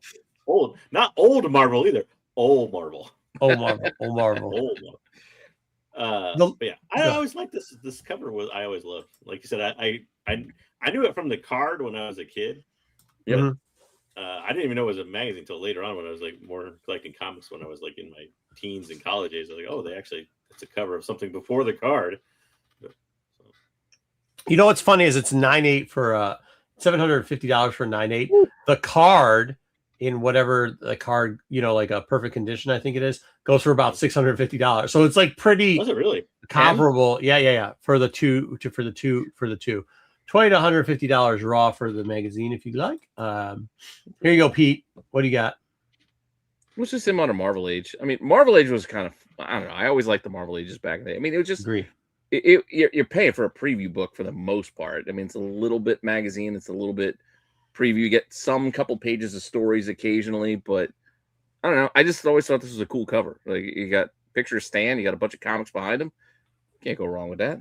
You know what's also kind of cool is they went back to Stan's soapbox for those people that used to read older comics. Stan's soapbox, he was kind of he'd give you a kind of what's up in the inside and give you a little bit of lecture, but yeah. Some of these Marvel Ages, especially this one. I don't know what Marco does at the opening of some of these shows where he gets on his soapbox and starts telling you that's exactly what it is. Yeah, I got it right off of Stan's. You know what else fishing lures. You know what else this cover taught me? This is how Marco learned where he dresses with that. Oh yeah, agreed. We got the same look. Yeah, that's right. I mean, I've actually met Stan not in a line, and I had the pleasure of talking to Stan for a little bit as, just the regular dude, and heck of a guy. I mean, he just was a heck of a guy. 9/8, $600. This is probably the one Stan cover that blew up really quickly, especially, unfortunately, when he started to get sick or passing. People were grabbing this book so they could get signed. Raw's going from $8 to $50, unfortunately. They're fun. They are fun finds. Batman Bill. They are. I love finding Marvel Ages. Marvel Ages are always fun. Got the, I didn't want to put it in there because I didn't want to put two Marvel Ages, but he's got the him and Jim Shooter one. I think it was like. Oh yeah. Double Death. Yeah. And then finally, probably his first appearance ever. For those people that don't know, Black Rider, number 8. So you might say, where is he? Well, it's a photo cover of Stan Lieberman as the Black Rider. So not Black Bart from Christmas Story. Yeah, real early Atlas. I love this. I had one and I sold it, and I should never sold it because I thought I'd come back to it. 6 is going for $600. It's hard to find it raw for a decent price, and one hasn't sold in a while. Yeah, so there we go. These have to be beat up too, and you find them to all. They are. The one I had was pretty good condition too, but it was an offer I couldn't refuse. Let's put it that way. Then next up, we decided to do, because of something in Was it a poster or was Poster? it Yep. Yeah, poster. There apparently is a poster of Hulk and Spidey fighting. So here we go. We decided to pick Spidey Hulk covers where they fight. We got Web of Spider-Man 70, Amazing Spider-Man something, Amazing Spider-Man 381. KJ's is technically not him fighting. He's fighting himself. I know. He's fighting. Actually, I love that cover. Pete. So I decided to pick the first time that they're fighting on a cover, which would be Amazing Annual number 3. 9/8's going for 7.2K. Jeez, oh Pete, who has a 9/8 of this? Thank you for putting up the polls. I forgot to do that. Appreciate it. Raws are $20 to $90. Appreciate it, Dub. Appreciate it. Sweet cover. Like that background. Like all the cool stuff. I also like, this is part of the stuff that eventually turned the Rogue cover to Trit. But if you look underneath where they give you all the plus stories and they give you like a little corner panel type thing of the story lines that were going on, I really do actually like that, especially in the annuals around this time. I like it when it's 1. Well, it's technically 2. I hear it's 2. That's what I'm saying. This is where I think they. It's the same story. They're telling you about Doc Ock and Spider-Man. Yeah, they give you 2 panels. Well, that's what I'm saying. And to your point with the Rogue book, that's when you got there was like 10 little boxes. Like it was a whole. I think it was only 5, but still, yeah. It felt like too many. I mean, people don't disagree with you, Pete. Yeah, because I picked the Junk Punch cover. Go ahead. Junk McFarlane. Well, it's because when we came up with it, and JJ said, "Here's a selection of covers." Like, what about this? What about ASM 329? He's punching him in the junk. This is the one I think of. Even though it's Gray Hulk, this is the one I think of the most. I know it's Gray. That's the only thing. It is Gray Hulk. It's not Green Hulk. Yeah. So I mean, we can look at it differently there. But man, everybody knows this cover. He's getting punched in the junk. Low blows, Spidey. Plus, it's Todd's last book, right? This is Todd's last of his ASM run, so it's got that little credence there. And then, did he go to Hulk after this? Because he did have a little run on Hulk. I thought Hulk was before. I don't know if it was before or after or whatever, but I do remember he had a little run on Hulk. Well, not too long after this, he started doing just Spider-Man too.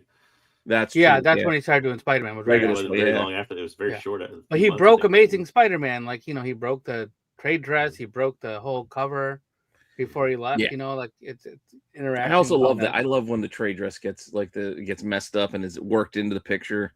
Yeah. I'm always a fan of that. So I just like this cover.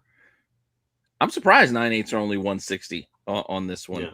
I mean, $80 raw, considering if my upside is 160, that's a lot to spend on a raw. Yeah, it comes from that era when Spider-Man books. You know what I'm saying? You're spending $80 for a really nice raw copy, and then you got to pay what, $30 to $40 to get that damn thing graded and shipped to and fro. Like you're already into it for 120, so getting 160 back, that ain't a good investment. Yep. But I also figured I would get a lot of Todd love on this one. Like I know I cheated a little bit. Yeah. Not really. Well, at one point I was trying to collect all these Todd covers. It's a Hulk Spider book. Yeah. Then I sold my 300. Then it was over. So. Yeah. But I did a couple times. I tried to put together this run, and then I was getting the newsstand ones, and got like various ones left over. My favorite one is still that Action. Is it what 306? Yeah. 309, the Action Comics homage that he did. Yeah, it was the police car, the NYPD car. I like. Oh yeah, with the police car. Yeah, the police car, exactly. Yeah, that was all right. Let's see what the next one is in here. Oh, this looks like it's my book. Now you're gonna ask me, why did I pick this book? You can tell the truth. I will tell the truth because it's the only one that was left in the choices. Yeah, you got to tell the truth. I think there was one other left, but no, I don't think so. I think it was just. I think you only gave 4 choices. Oh, did I? It was multiple choice, and Bagley. Here's the last one there. Yeah, and it's Bagley, so I mean, I'll take the Bagley book. Spidey doing this is Bagley trying to do McFarlane Marvel Legends figure poses, where he's totally just lanky and crazy, but yeah, I like it. Just I know Spider-Man has the power of a spider, but it's Hulk, and when he punches Hulk in the nuts or when he does this to the Hulk, it's always weird, but then it gives you like so hard in the nuts, you turned him green. 20 issues later. 20 issues later. I also like my Hulk in full on brown slacks. Yeah, right. Not just purple shorts. Like he just got off from work. Yeah. But yeah. All right, But yeah, cool. $37 on a 9.8. Woo. Yeah. Nope. It's a losing proposition. Web of Spider-Man 70. So this was my pick. I'm weird in that I actually enjoy crossover characters like this when they do it. Even if it's just for art's sake sometimes. But also too, I'm with Pete. I love it when the like the trade dress and all that is worked into the art. Yeah. As far as like being shattered. Do you think the only problem I ever had with this cover is that it strikes me as like a little too Kool-Aid man. A little bit. Like busting through the wall, like, oh yeah. But yeah, other than that, I've always liked this guy. But and the Web of Spider-Man stuff, I think the Web of Spider-Man stuff has picked up a little bit as far as sales go. You know what's funny is I used to always pick this out at dollar bins for a while, and for some reason this cover's been more popular lately. I think all the Web of Spider-Man stuff. Well, they had that. I think they did a storyline where they did kind of a Spider Hulk thing. Like and then there's also the action figure. Remember the action figure? That thing does well if you can find it. There's an action figure of these two crossed over. Even the number one book used to be worth nothing for Web of Spider-Man, and now it's that Web of Spider-Man 1 used to be just you see it everywhere for so many. It's everywhere. So now you got 130 for 9.8, which is not too bad for this. Really. No, especially when you consider this is what I'm talking about. The $23, then you maybe can get to the 130 as opposed to 80 to get to 160. It's a better. It's a gamble. Hey, Meyer, just because you use profanity doesn't make it cool. All right, buddy? And your ass. Fucking segment's ass, your ass. All right, next. Covers by Tula. Tula Lote. Tula. This was a dangerous segment if Bruce was here. Oh yes. Here we go. We got me with Star Wars Han Solo #2. I believe that's 125. Oh, I think we all picked like 1 in 25s. Wait, what did you pick? Star Wars Han Solo #2, 1 in 25. What happened to the Catwoman 49? Yeah, we thought you had to descend tonight. Black Widow #1, 1 in 25. The Armor Wars. No. Hey, hold on. Is Dom on the show this week? The Armor Wars. No World for Tomorrow #1, 1 in 40. I'm just saying you're going to lose because your pick's not actually in the poll because you changed your pick without telling anybody. Yeah. You might still win though if we actually showed the image of that book. So here we go. Whose book is this? Anesthetic. That'll be my book. This is Catwoman #49, the 1 in 25. And I mean, Michelle Pfeiffer, that white gold. I mean, what else is there to say? Shit, if I get a 9.8 for $31, I'll probably just buy it. Yeah, I would buy it. Yeah, she did a whole run of these 1 in 25 covers around this time. And I believe I have all of them. Just I definitely don't have them in 9.8 though. Although you are really a fan. I didn't know if Pete was just being jackass or if you're a fan. No. How long have we done this show together? I don't know. I don't listen to a fucking word you say. Yeah, I know. That's why I remember things like that. What's it supposed to say in the back behind her in the neon light? Home Depot. That's what I was wondering. JJ, I got no data on this because it's just a funky book. There's a lot of high offers for it, but nothing is sold recently on it. So it's a weird Lotte. I picked this one because one, it's rare, but two, like Lotte to me always has like this weird thing of like always reminds me a little bit of David Mack. Like it's kind of this soft watercolor look a lot of times. There's never a ton of detail to it. But like this one is like the opposite of what she does a lot of times. Like there's a ton of like more refined detail in this than there is kind of that soft look, which is why I like it more. Can I ask you a question real quickly on this? Was there a trade dress to this too? I don't think so. Not sure. I don't think so either. I think it was not with this art, at least, but yeah. Okay. I just thought I remember something with a trade dress on it. I didn't actually ever read this series. I remember it was done by like the lead singer of I'm gonna space the name of the band now. It's like Coheed and Cambria, I think. something like that. Oh yeah, you're right. You're right. That, like they wrote the novel and the comics for this thing, and it's based on like a series of novels too that they wrote. So very like this book got hot for a minute when it came out because it was one of those. Well, it's a 1 in 40 and a low, low printed title. Who the hell's buying this Coheed Cambria sci-fi story? Mm-hmm. Yeah, I mean it's just hard to find now. Yep. Still. Yep. All right, go ahead. I just like it. I like this vibe. I like this the pulp novel noir era. Like I just dig that stuff. I like it when they do it on covers. It looks like an old movie poster for like Rear Window or something from Hitchcock back in the day. This is the kind of stuff I like. And like JJ said, with a lot of her art, a lot of it could be kind of like hazy almost. It's almost like it's a little it's not all there, a little trash polka style where there's just a bunch of just shit kind of thrown in there in the backgrounds, like with some of the characters. But this one was just very simple, clean character, cityscape, text, boom. Can I say something that's interesting? Is like 2016, like kind of Batman, I think 20 or 22 is kind of like her DC run, but she did a bunch of variants too, variants in 16.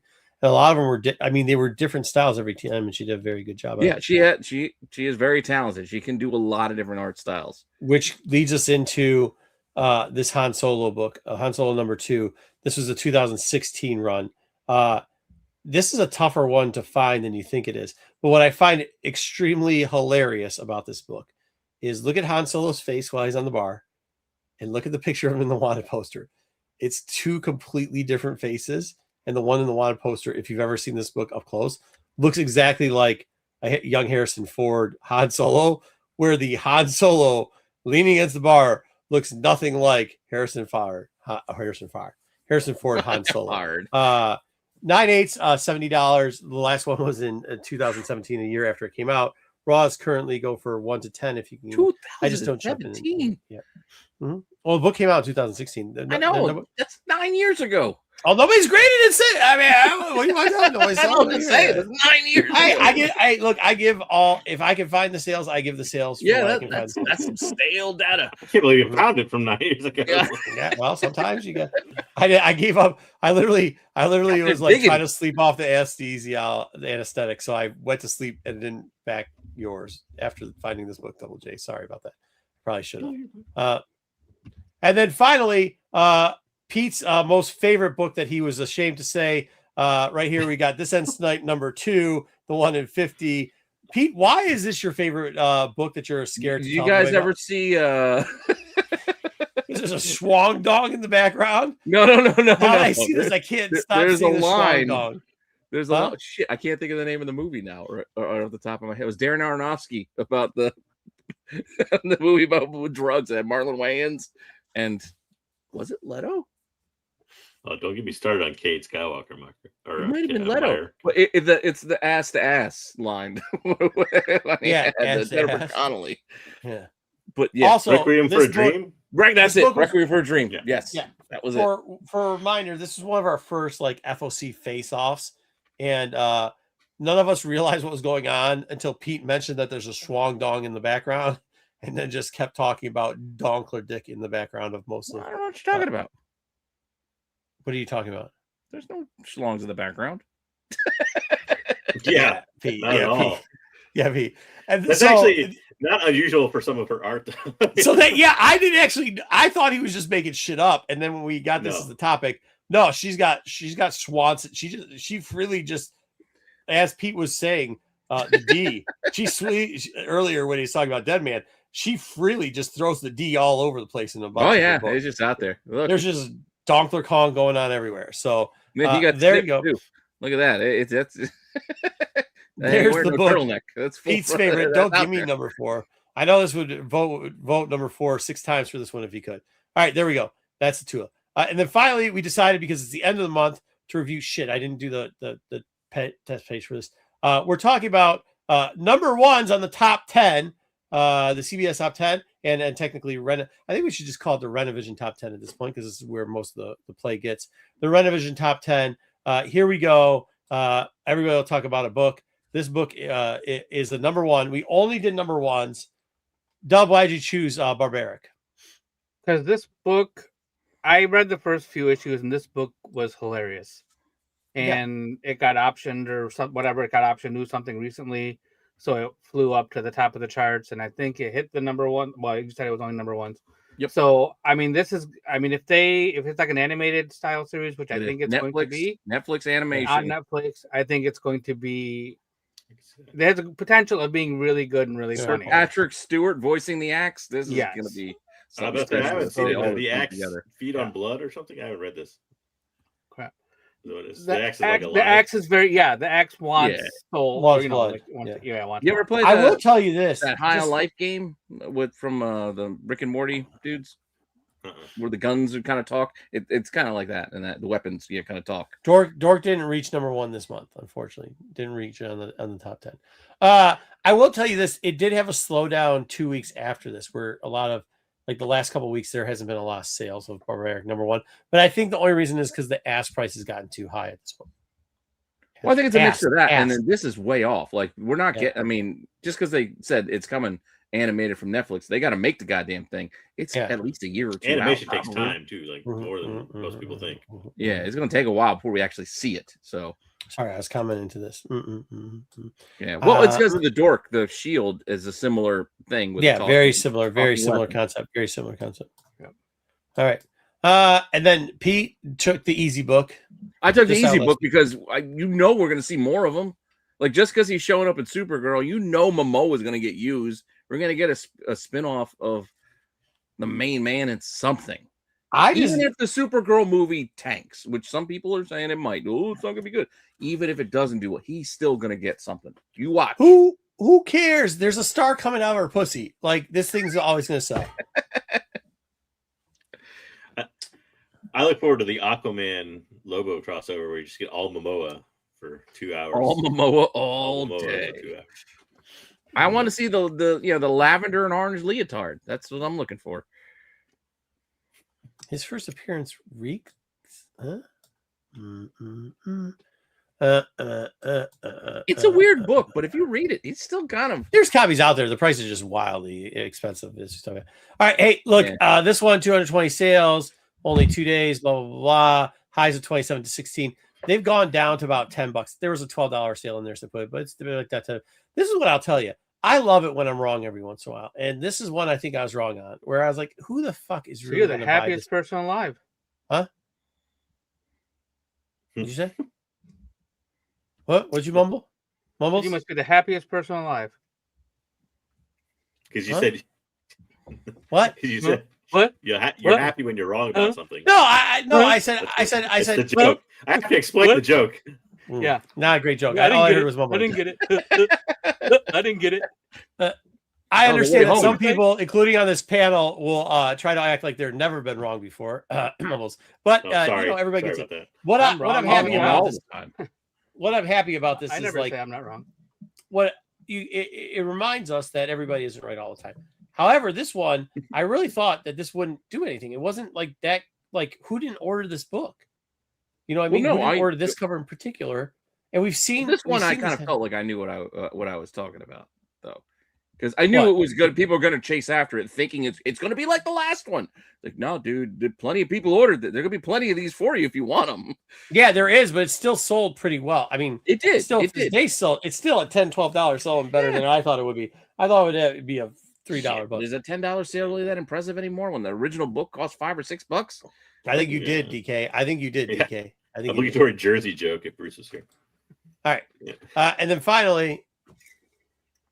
So speaking of things I don't get. Cool. I don't know what to tell you. I don't know why this book was anywhere on anyone's top 10. It's not the first Ben 10 book. It's not. Granted, it's a cool Forearms cover. Forearms is always the best Big Ten personality, in my opinion. He's like that is true. Guy.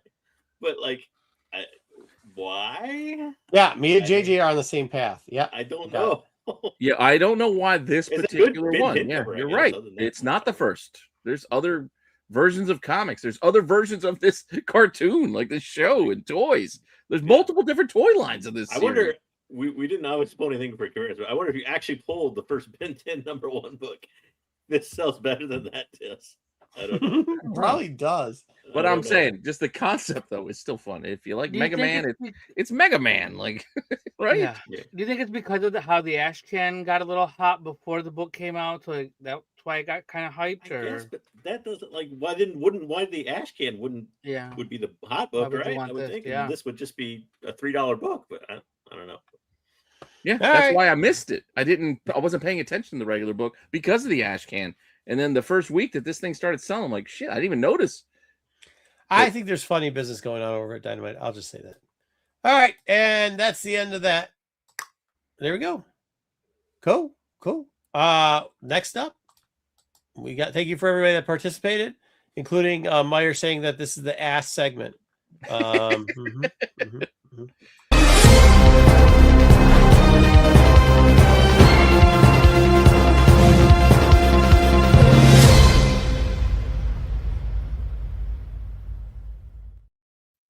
Meyer just said that because he knew that Lotte cover was coming up. So we're doing news now, huh? Maybe he was talking about booty. You have it down there. I thought we had another segment to do before the news. Oh shoot! Do you want to do another? We got segment? a game to play, but we don't have to play it before. We can play it after the news. It's just a little game. I came up with. We did a little bit of it when we did the fill-in show with movies, and we did it here with the comics before. We've done this game before. I just kind of repackaged it again to make something else because I couldn't remember what we called it the fill-in show. Our one-time fill-in show. We did it twice. Did we do it? Oh, we did it twice. Yeah. Did what? That show, and then we did it again. Yeah. The game. For what? So number one movie in America this last week was. Any guesses? Yeah, we actually know because we covered it on Sunday. Yeah, we kind of cheated. So we're not. I tell you what, it's not. I still gotta go see it. My plan this weekend is to see He-Man one day and then take my son to see Mando if my wife doesn't want to go to the second one on Sunday. It's not Mando. The answer is not Mando, though. I can tell you this much, and its budget is not very high. This one. Definitely not. It's a YouTube filmmaker. His name is Kane Parsons. He spent $10 million to make this movie, and it took $81 million over the weekend. So he said, I'm going to take B and John Malkovich and mash it with the cube, and this is my movie. Do you think, can I ask you a question about these movies? Do you think this is like what the independent comic thing was a couple months ago, where it's like all of a sudden it's just starts to get to hit high because they're like, oh, wow, YouTube people are making movies. And like, I haven't seen the movie personally. I'm probably going to watch it when it comes out on Netflix personally. I don't think it has anything to do with the but like the first couple of weeks, these weren't doing well. And now all of a sudden this and Obsession raised the other one. Well, this is the first week for Backrooms. Obsession has built up over like a month, but it's been added. That's what so Obsession built, and then now we're getting this. Yeah. So that's kind of what I'm asking. I don't know. Well, I want to say a couple months ago, there was another YouTuber movie. It was called Markiplier was the person's name. I remember we talked about that because that movie came in. Markiplier is the YouTuber's name who did the movie. I can't remember the name of the movie for the life of me. But he got on the top 5, and it was like a big thing because he was a YouTuber that made a movie. And that Obsession, they only spent $1 million to make that movie. Yeah.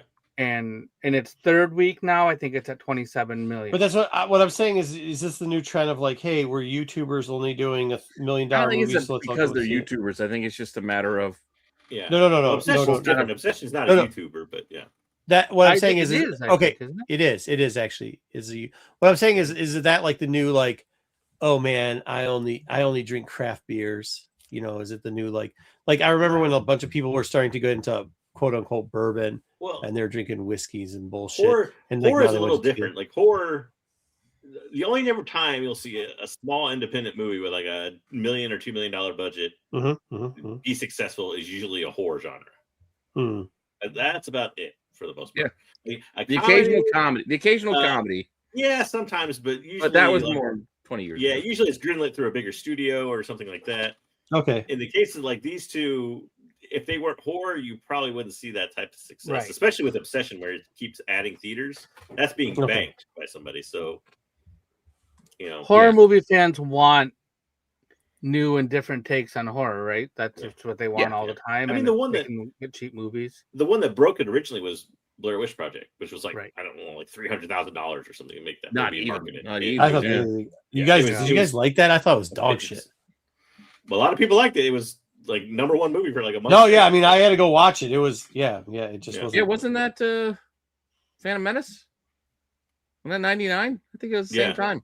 Yeah, it was around the same time. Yeah. So yeah. So that was kind of the one that originally broke that mold of like indie horror movies can do really well, and then every now and then there's at least a couple a year that kind of you get a Terrifier or something kind of standing out. But I think the shocking thing is that they're beating a Disney movie that costs 160 million and 150 million to market or something. So well, because the problem is you don't have to spend 150 million dollars to market your movie.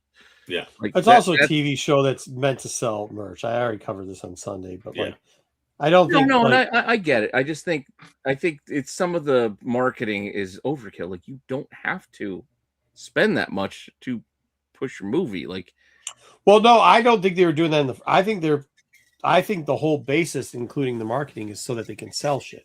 Because if you actually look at like the Grogu stuff, the shit sold out. A lot of the stuff sold out at a bunch of different places. No, I know. Yeah, you can go to Burger King, and I got a cup. I got one of the cups from Burger King. I didn't buy the big pack because I'm not a crazy person. Who the hell is going to eat $25 worth of food? Like, why the hell do you got a meal that's $25? Yeah, I mean it's clearly made. Yeah, for there's marketing. like a package. It's like I'm like, is that for one person?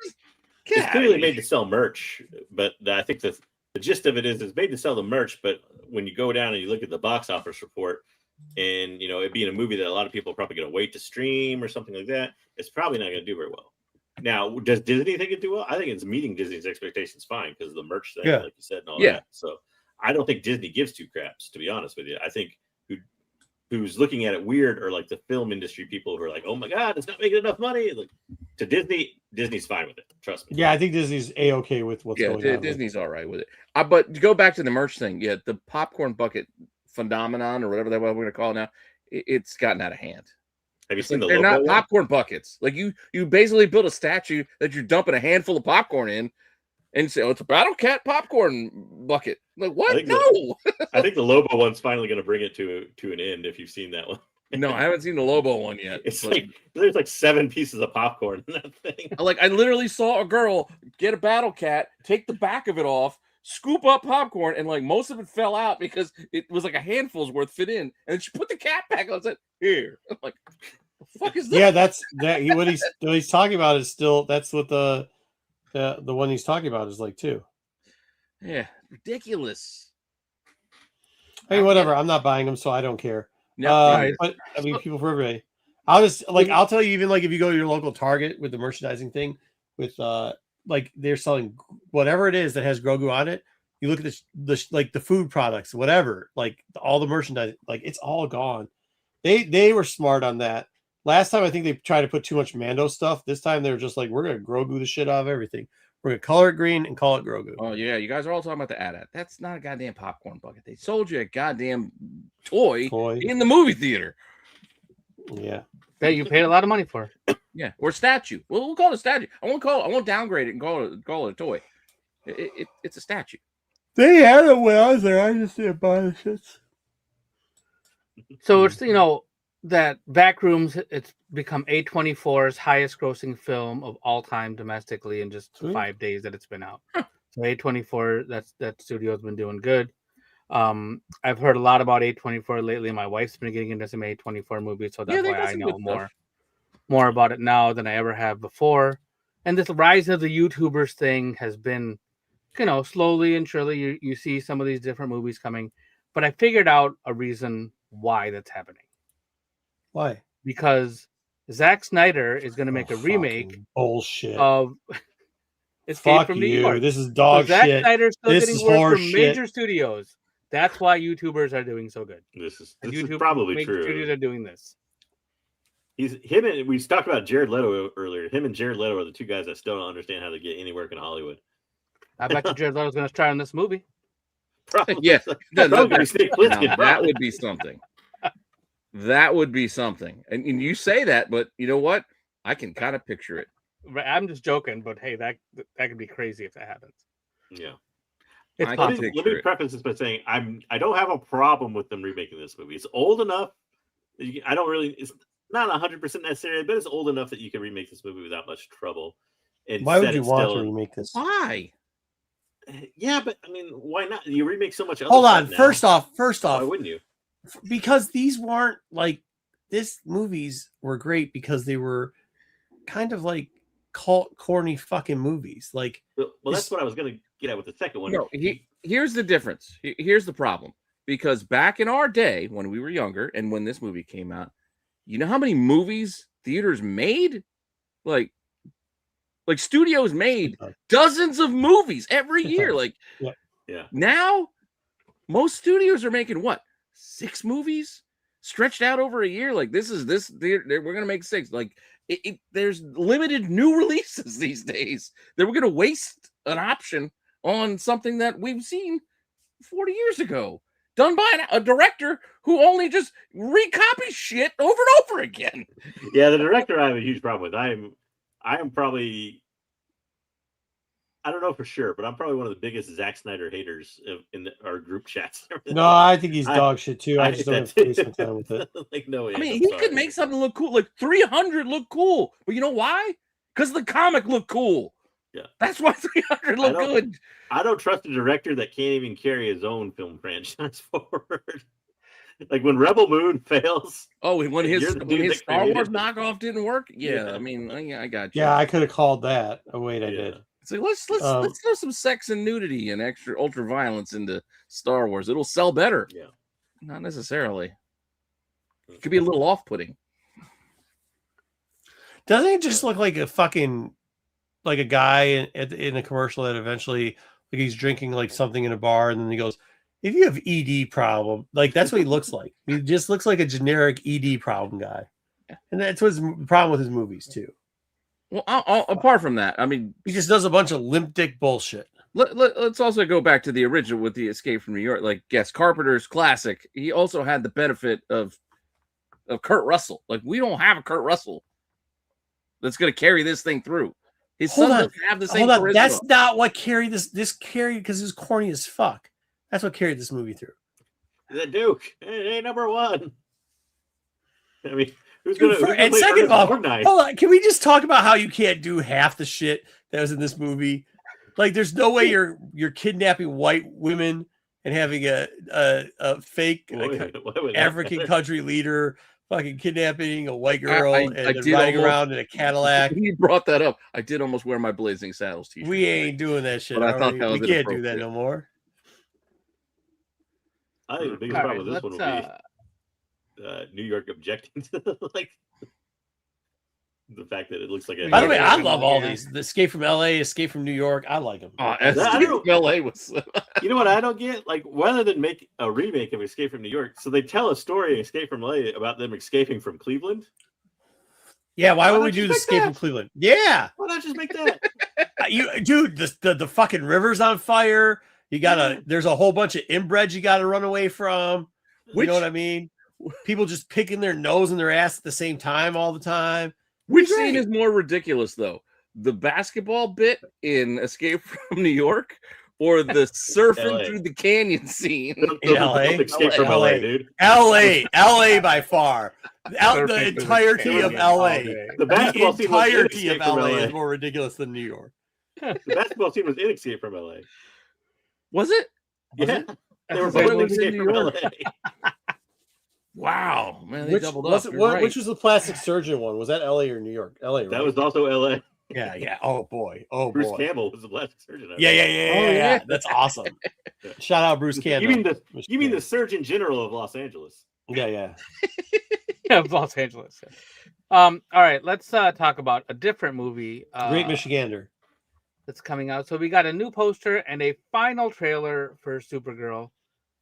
This movie is out on June 26th, so we are less than a month away from Supergirl, and there's been lots of chatter. Oh, it's going to be a great movie. It's going to suck. It's going to be the worst movie, and yada yada. It's like any normal comic book movie talk that comes out. I, for one, am looking forward to the next installment and what James Gunn is going to do. The trailers that I did see made it look good. I'm ready to go see it.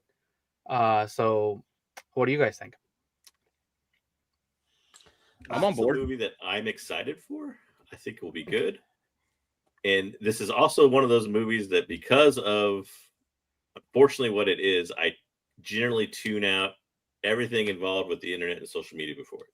Not for spoilers or anything else, but just for the absolute Critters, dirt bag stuff that goes on around the Critters edges could of be a this good type of movie. thing, where they're like with the content that people grift using this film as a catalyst, I guess. So yeah, How I about guess the that's the gate? problem that I You should have with redo it the too. gate.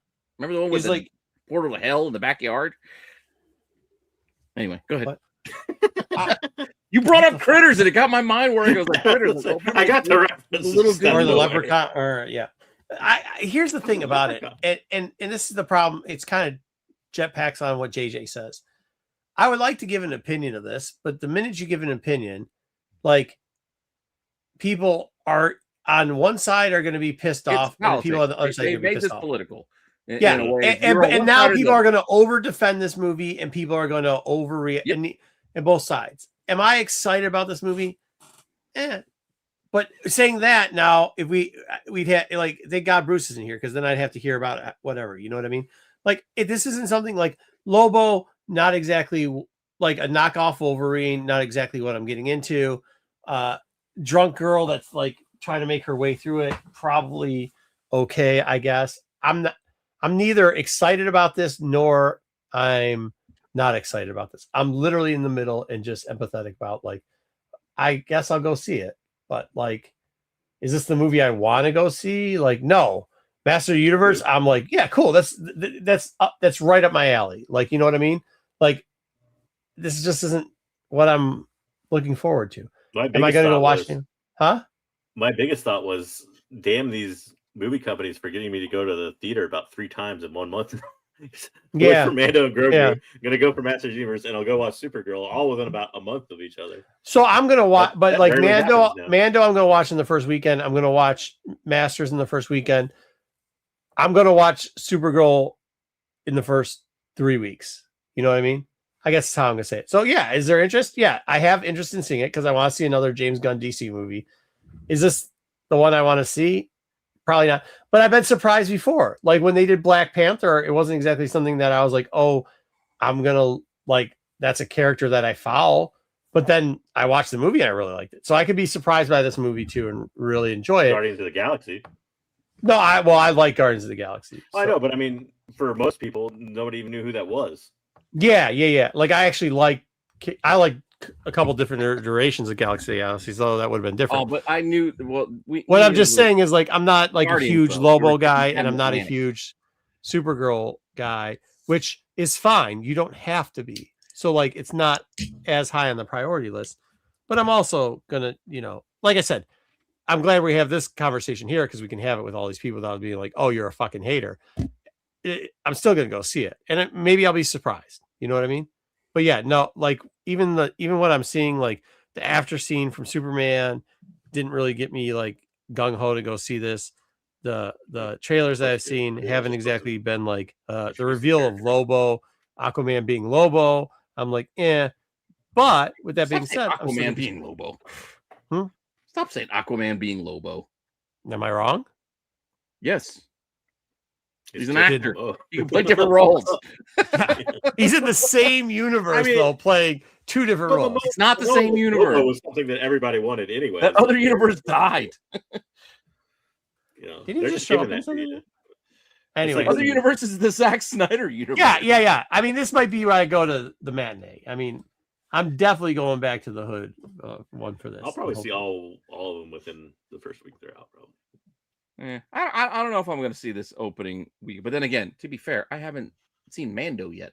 Yeah, So like my movie theater going has been slowed up of late, just because you've turned into me as a movie theater goer where you used to. I just don't have time. Yeah, I'm just busy. I'd love to get there. I'll do my best to get there. But you brought up Guardians, and man, I remember when Guardians came, I was super stoked to go see Guardians. Yeah. Because I knew which version we were getting. We were getting the Mid-Atlantic JJ's version. got a point. Like, not everybody was. No, I know, but I even had to prep my wife at the time, and she didn't know nothing about that stuff, and she thought I was crazy. I was like, "Look, you're gonna think I'm stupid, but we're gonna go see a movie that's gonna have a talking raccoon and a tree that only says I am Groot. Like, this is what we're gonna get. I feel like But you're gonna like it. Trust me, you're gonna like it. It's not that far off for like character like Lobo, right? Like, well, I actually like Quinn. The movie's not called Lobo, but like he's gonna be in it a lot, obviously. But yeah, like if you're like a Lobo fan and you want to go see him on the big screen for the first time, it's the same way it was with Guardians of the Galaxy. Like, try explaining the concept of Lobo to somebody. Like, yeah. I mean, Peter. Yeah. All right. I think you got anything to add there, Dub? No. I think we've covered it. Yeah. I think it'll be good. Okay. And we're just gonna give you a little quick look at Lex Luthor wearing the suit that's coming up in Men of Tomorrow. This will be out about 13 months from now, July 9th, 2027. This is the tease we got directly from James Gunn himself. Looks a lot like the Superpowers suit, just a little more bulky. No, maybe not even a little more bulky. Oh shit! Is that why we get posters? Because it's part. Because I think we got it with the. Okay, sorry. We got it with the Minecraft movie and shit like that. That makes sense. Thank you. PSA from Cosmic One. If you go to IMAX, don't forget to put poster. AMC gives you a Star Wars. Okay. Yeah, IMAX usually gives you free shit because they charge you so much more. It's just $20 ticket. Yeah, there's like we got to give them something. Yeah. Give him a comic or. All right, I think this was kind of the week for a lot of posters. So we got a new poster featuring Skeletor for Master Universe, and this movie is out tomorrow. Today. Right? Yeah. Right. Well, it's out now for free stuff. Yeah. Just don't let anybody know it's Jared Leto. Is he burning the script? What's going on there? Like, what's there's paper burning everywhere? I think it's Jared Leto's bursting through the poster. Yeah, he's coming through. He's burning through the poster. Mm-hmm. Yeah. Mm-hmm. Oh, yeah, that's very Skeletor type thing to do. Okay, I guess. Yeah. So this is this movie will be out this week. I don't have plans to go see. I thought I was going to see this movie, but I haven't heard from my buddy B. So he was the reason that we were going to go see this movie. So I mean, we'll see. Maybe we'll see it next week. I'm looking for it. I think it's going to be silly. It's not going to be Shakespeare. It's not going to be Citizen Kane, but damn it, I think it'll be fun. That's all I want. Just give me something fun. 50% off at AMC's on Tuesdays and Wednesdays. Fair enough. Well, my dumbass is still paying for an A list, so I get to go see them. I'm already paying for the movie. I could see 4 movies a week if I wanted to, but I'm not going. Wow. It's like Dom. And I wish I had time for the movies. Yeah. All right. Then, like I said, a lot of posters. We've got a poster for Spider-Man Brand New Day as well. I looked for a minute to see who the artist was. I did not find it in the short time that I had. But this one does say July 29th, which is a couple days before the official release. And I think it's because they have a deal with the Prime. People can see it a couple days early, which is why this date. That's what this poster probably has. Prime date. That's possible. Yeah, I think that's what it is. I didn't really have a lot of time to deep dive, but I do like this poster. I mean, I like the Art Deco kind of. Yeah. You know what it kind of reminds me of? I don't know if they did this poster or not, but Mondo. You ever seen Mondo? Yeah, poster? yeah. It looks exactly like Matt Taylor style poster. It's what it looks like. That's what I would guess. He did a lot of Marvel stuff. Yeah, but I'm looking forward to this movie as well. Yep.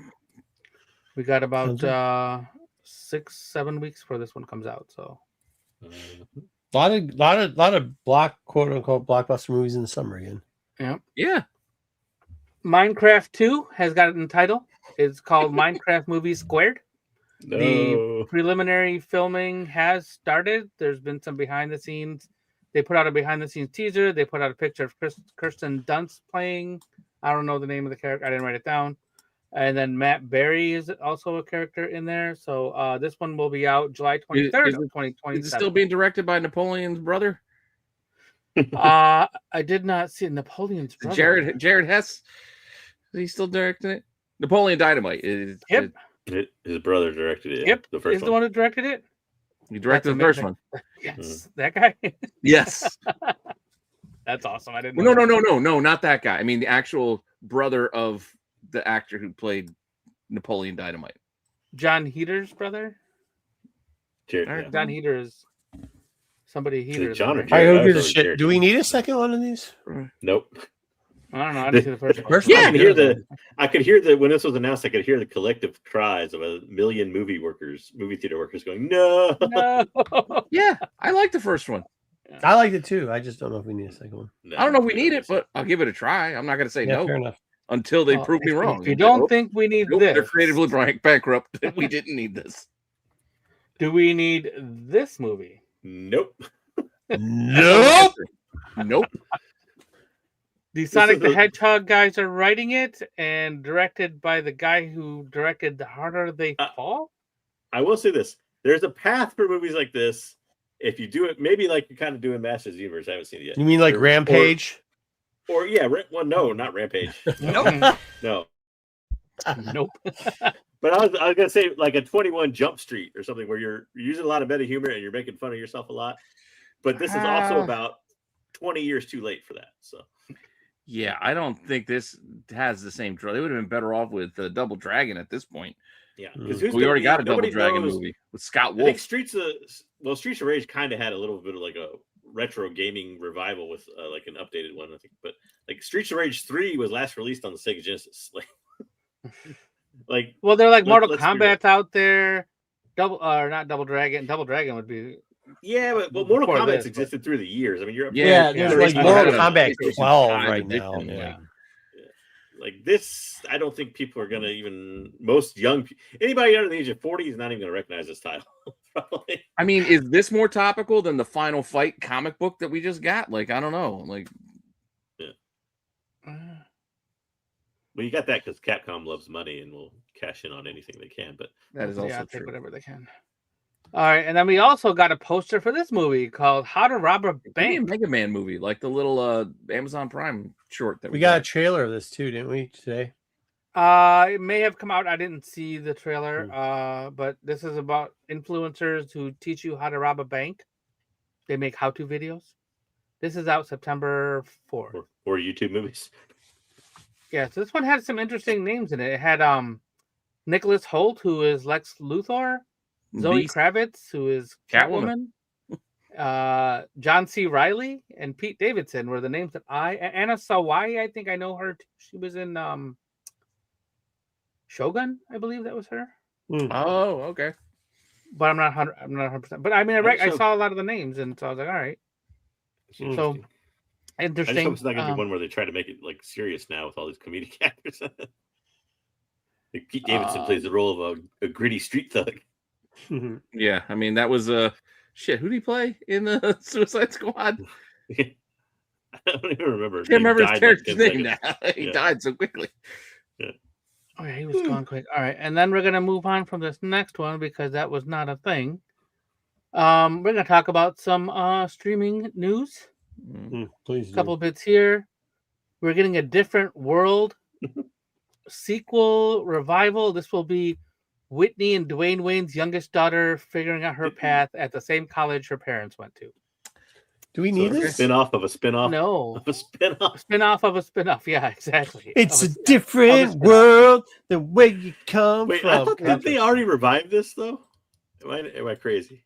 No, I think you're right. They They, did. they probably I did, feel like but they she did. has her Or dad's did glasses. they Fresh Prince too? I don't know. That Because I was the think thing about Kadeem this. Hardison, I think, was like a professor or some shit. Or I could have swore they've already done one of these. But... Yeah. Anyway, this was happening. So for those of you who remember what this was, Lisa Bonet was still hot. So House of Dragon season 3 got a poster and a trailer. We got a trailer at the ATX TV festival, and it gave you a nice look. I think at we'll the finally get Battle the shit of the Mark and I Gullet. were waiting for in the last season. Yep. And I think it's going to start the season. Is the battle that you guys wanted? I'm ready for the epic battle of Robert Goulet. Robert Goulet. A Robert Goulet battle. But this is coming on June 21st. So if you forgot what happened, now's a good time to start catching up. Yeah, You got a couple weeks, man. Yeah. Yep. Nice. Shout out this stuff. It's still doing well. Better. Isn't it funny that the spin-offs are better than the actual show? Well, Like the main show. Well, the actual show didn't suck until the end. Yeah, Yeah, say, no, give it to fair. the seventh That's season, and we'll see. fair. Yeah. Well, we'll 6 see if it seasons goes of 7 really good. seasons. We'll see if it goes. This 7 one's only seasons. going 4. no, this one's going It's 4. done after There's only Yeah, one they're more done after after this 4. one. Yeah. So let's see the end of it before we say that. And we don't know how long they're going to try to stretch Dunk out yet, but Well, you can at least go 3 with Dunk. maybe. I don't know if they got No, enough. not maybe. You can go 3 with Dunk. If you keep them I short, don't like think this, the other like- 2 stories have enough to last on their own. I just don't know if you need to keep showing donklers on dunk all the time. Well, you don't have a problem. You don't have a problem with Tula Lote, but you got a problem with that. I see. Hey, I have that a was the problem one with guy's any of it. defining characteristic.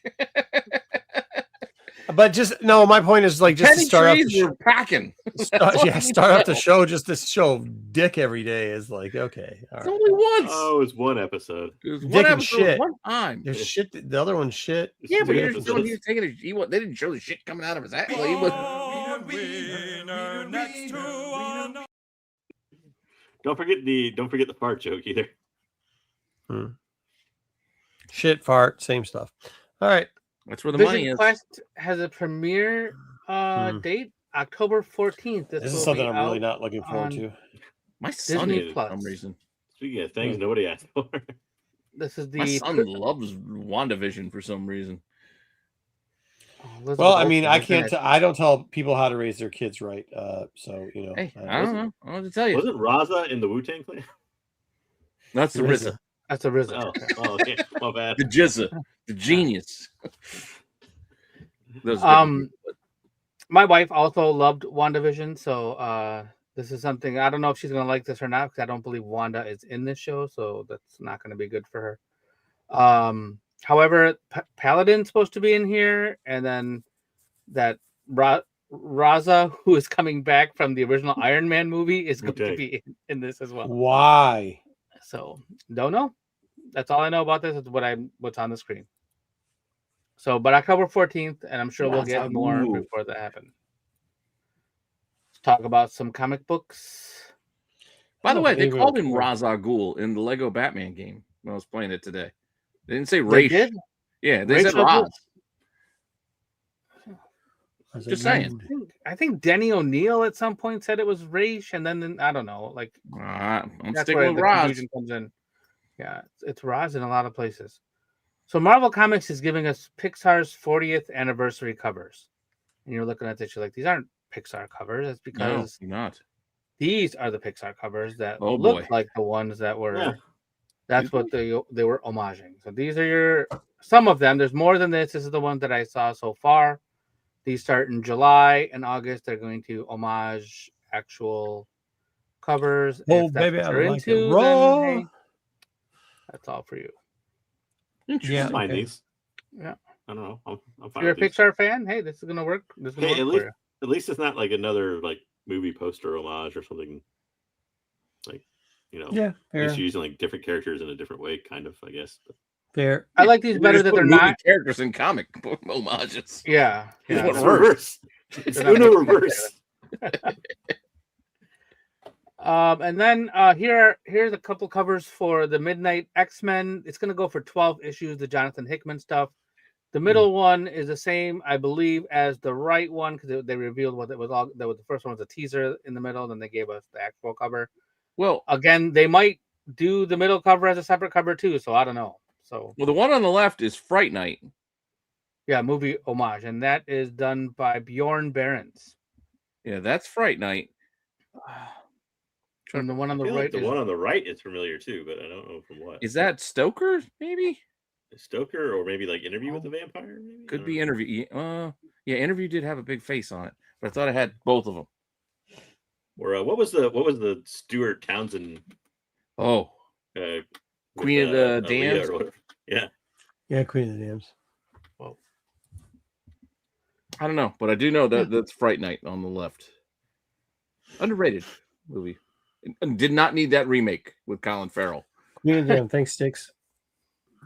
And then we have we're gonna get Absolute Solomon Grundy. An Absolute More than a Green month Arrow, Being absolute everybody. Absolute Green Arrow number 4. They teased whatever, then they put this cover out, the one all the way on the left. That's the A cover, and then it was confirmed that this is Absolute Solomon Grundy. So Isn't the Solomon Grundy character already kind of a monster in a way? Do you need like an absolute monster version of him? Hey, don't so is question. Bane, and they made like Bane and the more. No, but he's just like a Frankenstein monster. Or some shit.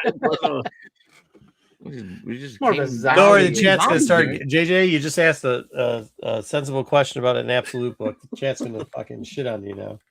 Yeah, well, So, I deserve it, I suppose. No, you don't.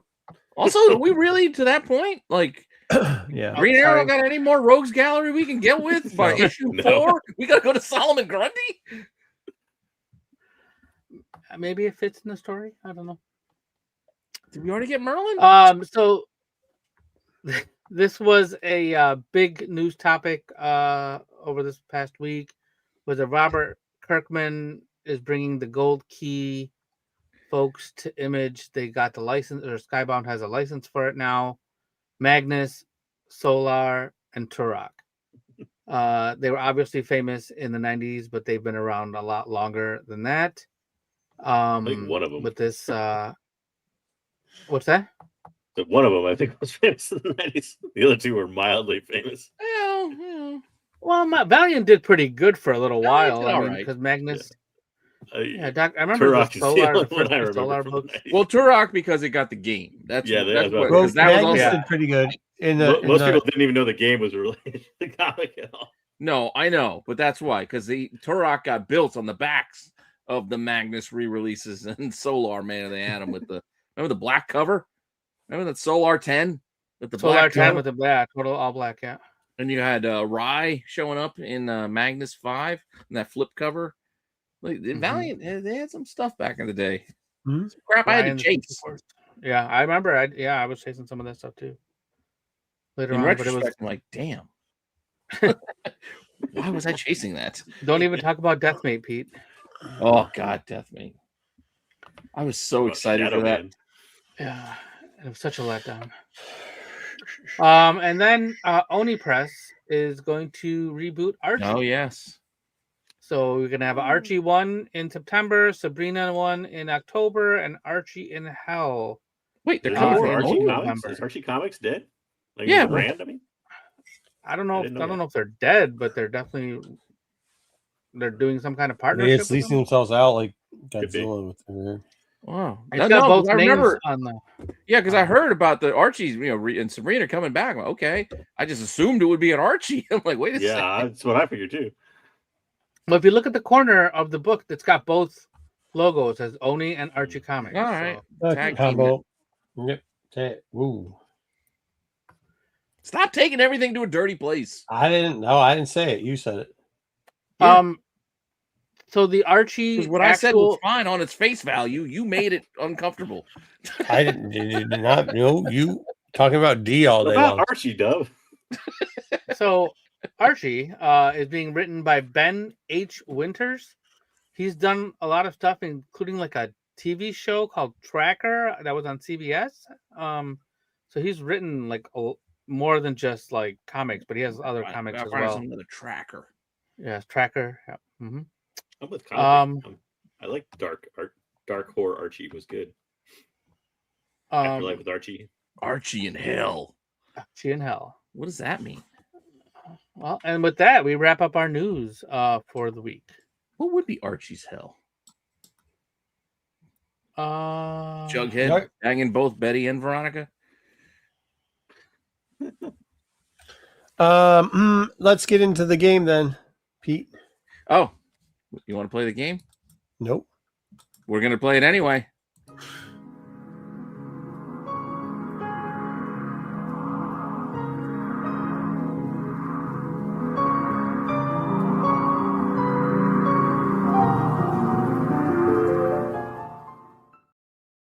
This is what we called it last time, isn't it? I don't remember. What line's missing or I who's couldn't find missing? it. Or... Yeah, it was something like that. Yeah. But I figured it was something similar. You Mhm. guys get the idea. So I do have a bit of a theme. Dub, sorry, you're not going to be a fan of the theme. But X-Men 97 came out this week. So Oh god. keep that in mind. First, now what I tried to do was I tried to actually, for most of them, not all, I tried to grab the actual first panel, not the popular panel or the expected panel, but the actual first panel. It's gonna be tough. And then let you figure out who it could be based off of that. Also, remember there's a delay. Dazzler. Missing Dazzler. X-Men 131. No, it's literally missing Dazzler. Is that what we're asking? Yeah, what are we missing? we've got Dazzler. We've got 131, which would be Dazzler's first appearance from Dub. JJ, do you have a different guess, or are you on board? Again, I'm not saying all these are going to be tough. Boom. It could I'm be on board, Boom I Boom. suppose. It I could don't be like X-Men. Jubilee. Yeah. Too early for Jubilee. Could be Boom. No, because Boom Boom would be Too early for Boom Boom. It's really yeah. Except for look at the guys with his chest hair out in the glasses. Anyways, yeah, I'm going with Dazzler. Pete, what are we waiting for? You are incorrect. Dub had it when he said Jubilee. There's Jubilee in that panel, and you see her showing off in the mall in X-Men 244. So it was the mall. Mm-hmm. It was the malls. She was showing off. We had balls. Balls. You convinced a lot of people about it. All right. Next one. I think I got 10 of these, so this should go quick.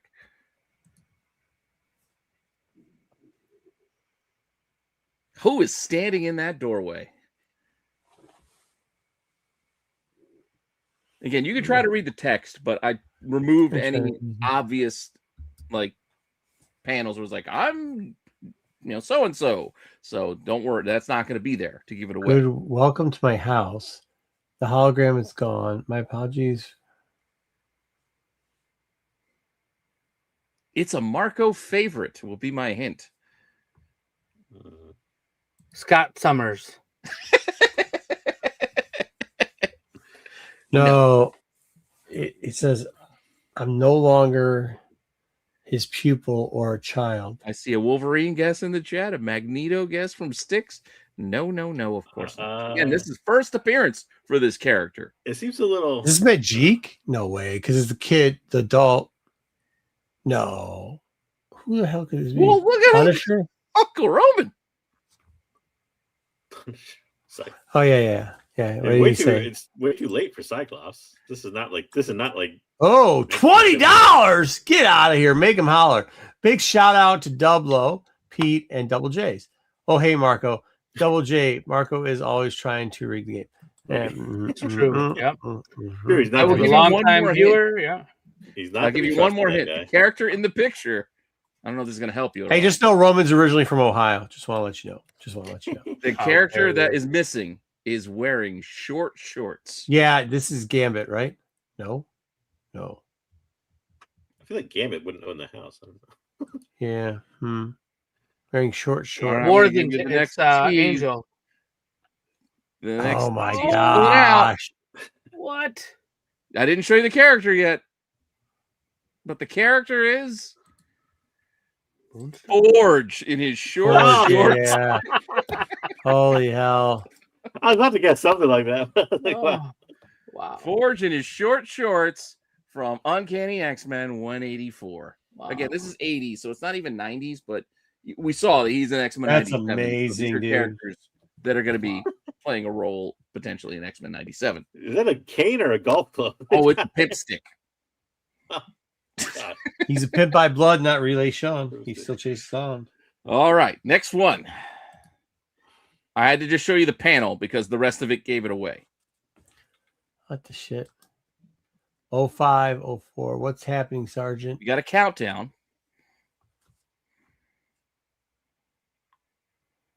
Four arms. Terrorists. Big guy. 4 arms. Others? Who?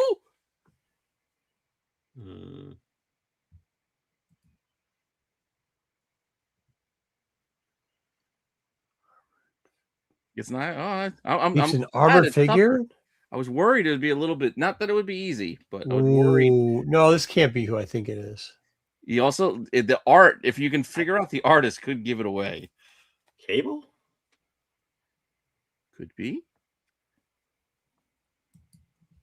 Is there any feet? Colossus. I was thinking Colossus, but I don't think that's right. Well, you know where Colossus first showed up. Does this? Yeah, no, that can't be Colossus. 4 arms throws me off. I think they're talking about the other person as 4 arms, not the character. Oh, yes. Yeah, but if you're thinking about the bad guys, what was that bad guy group that X Force was fighting? Because somebody in that, I I think did have 4 arms. So I was wondering if it was Cable. The MLF. Yeah. The Mutant Liberation Front. You are on track there. Because we didn't finish it. We're still guessing. I'm sorry, but JJ, we take all day. JJ got already Cable. JJ would be right. It was Cable, and this was Cable shown in. Hey, look at that! I can't believe I got that right. 87. Good job. I would have shown more of it, but for whatever reason, I couldn't get it to delete this dude. It was like, no, like it wouldn't erase it. I was like, well, shit, I can't show him with those shoulder pads. People will figure it out. But yes, Cable. All right, here's another one. Number 4 out of 10. And that is not snicked. That is not what that word bubble says or the sound effect says. It says slicked. Not that that helps. I feel like Iceman, but that art doesn't look right at all for an Iceman. It looks too new. No. And Bishop or his sister. That's my guess. Sister's name's Shard, and no, she wasn't until later. It would have been like dramatic art. Yes, they got to make it time. Slipping through time. Oh yeah, I can see that. Would you say that's almost like Nightcrawler? He said slipping through time. No, it's not a time situation here. No. Oh, it's not a time. Shatterstar. Interesting guess. That's a good guess. It wouldn't be, but would it be with the look of it? It wouldn't be Shadow Star. You know who it'd be? Is Long Shot. Long Shot. That would be interesting, but you know it's not Long Shot's first. No. You know Long Shot pretty well. Yeah. I think you actually talked about this book recently. Probably. I'm moving on. I'm going to show you who it is. Havoc? Right. Nope. Oh my God. It is Archangel was up in that corner box, and then he got the bigger reveal. In the you got the bigger reveal. The metal wings. I get it. Now I get it. And that was in 24. I looked at 23 because some people say like the cameo in 23, but I was like, I didn't see him. I saw the other dudes in 23. Yeah, no, it's 24. Yeah, it's this all right. one. What do we got next? All right, number 5. This one is a bit blurry because this is the best it gave me when I removed the character. So I don't know Marco knows it because I heard that voice. X-Men was a lot of people going to other people's houses. Apparently, this is New Mutants. Yes, it was. Blob? No. The good guess with the blimp line. Yeah, it is a big guy. Very big guy. Strong guy. Yeah, you got it. Strong guy. Strong guy is a good guess there, Dub. As our man Guido is right up here in the top of this page. Yeah. Good one. In New Mutants 29. And we know we're going to get X Factor and the rest of that crew. Guido. All right. We still got 5 more. Joe, wasn't he also Dazzler's bodyguard? Yeah. He's a lot of bodyguard because in this time he was Layla Cheney or whatever. Yeah. Yeah, he likes the musical acts. All right. This is an interesting one. Mostly because I don't think this background will give it away. Mostly because there's nothing there. No. Yeah. Assume provide all immune. I mean, if you read the box, it might give it away. Okay. A little bit. I feel like that's like a. But it doesn't say the name. This is Apocalypse. One of them is Age line. Apocalypse. Yeah. One of them is Apocalypse, and the other is Sinister. No. No, they wouldn't be there together. No. It could be Sinister too, though. But instead of Apocalypse, 4 Horsemen or something. Yeah, it's got to be a Horseman. It's got. No, you already said it, Marco. You had it, and you were right. No, it was Apocalypse. It was Apocalypse. But the cameo appearance at the end of X Factor 5, because you could say that's silhouette, but that's still him, right there. And he says his name, so swears Apocalypse. Oh. But yes, issue 6, everybody grabs, but he shows That's up. why you took it away. I didn't know if there's another character there afterwards. Yeah. But no, this is the tail end, the very last panel of X Factor 5, which is why they call it a cameo first. Or whatever you want to call it. It is what it is. And those dudes, that Alliance of Evil shows up in that X-Men 97 comic we just read, because there's Tower and I forget this dude and the the pink haired chick. Yep. All right. Few left. There's a couple left. Yes. Oof. What the shit is it? Oh, I think I will caveat this one. This I wouldn't actually say is not the first appearance, but most people think it is. Gambit.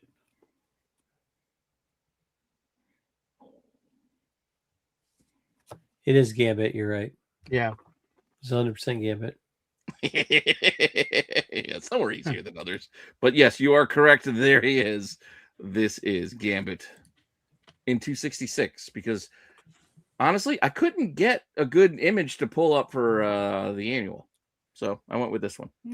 But most people like this book more than the other anyway. Most people do love the second appearance. John Constantine smoking a cigarette. All right. I think I got 3 more or a couple more. Hmm. All right. Who's missing from this smoky scene?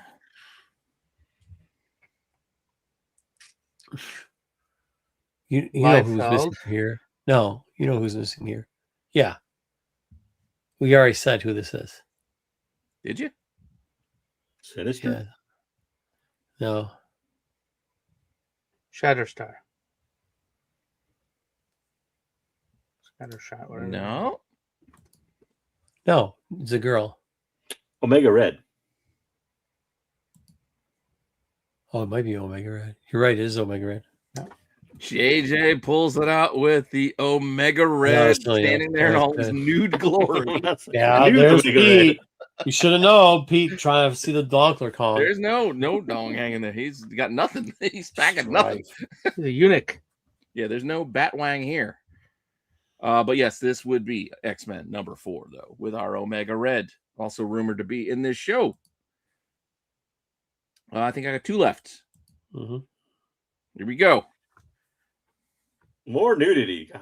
It's not nudity. Just that's how she didn't appear. She appeared as a kid. It removed a character that was standing there in his crotchal region. And I will also caveat this one. This is not actually the first appearance of the character. She was a baby in her first appearance. But it was the appearance of a version of the character.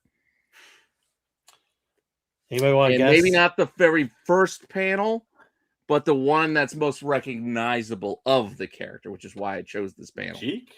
There's a lot of caveats on this one because Majik. It's Majik. Is it Majik? It's either Ileana or Kitty, so it's probably Ileana. I will tell you, you are incorrect on both of those assumptions. Really? Wow. Yes. Well, I'll read the line now. The nature of Negasonic Warhead.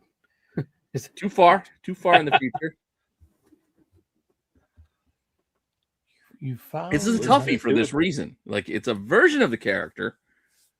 Oh, Psylocke. Psylocke. Yep. Yeah, Psylocke. There you go. Yes, it is Psylocke because she shows up, and yeah, you can see there even that you get the costume. I was trying to think of who would be named Elizabeth. Now I get it, Betty. Yeah. But there is when she's kind of standing just fully in front. Yeah, once you start reading it, you're like, oh, I know who this is. Well, I read that before we said anything, but I was like, I thought Uncanny 256 when we get the Quanon or version of Psylocke with the Mandarin, etc. Which I think leaves us one more. I'm gonna go one more book for you, just for fun. Rumored. Okay. It messed up my man's face. Deadpool? There's Deadpool. That's right It there. says I'm Deadpool. Where? Oh shit! It did. Yeah, it's Deadpool. It's Damn it! I thought I erased. I didn't see that one because he says it elsewhere in the book. But yes, it was Deadpool because he is rumored to be. Like, apparently, people spotted him in the background of one of the things from the last trailer. So yeah, but it's Morph. That's Morph being him because you see more. Yeah, but still, I just gave me New Mutants 98 an excuse to put this in. So Yeah, just a little fun, just a fun little game. That's all of them. That was fun. That was fun. That was fun. Just something to I play. like that game. Yep. I miss our fill-in show. Me too. I love the movie stuff. Orange Whip. Orange Whip. Orange Whip. What are you guys talking about? I'm talking about Blues Brothers, but Yeah. You never did one of our fill-in games. Yes, Our fill-in shows.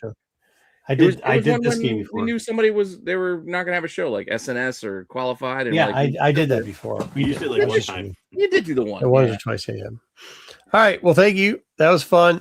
All right. That's it. It was a cool game. We did other ones where we would try to do the line or whatever too, but that's all we've got. We will see everybody next week. All right. Later. Bye.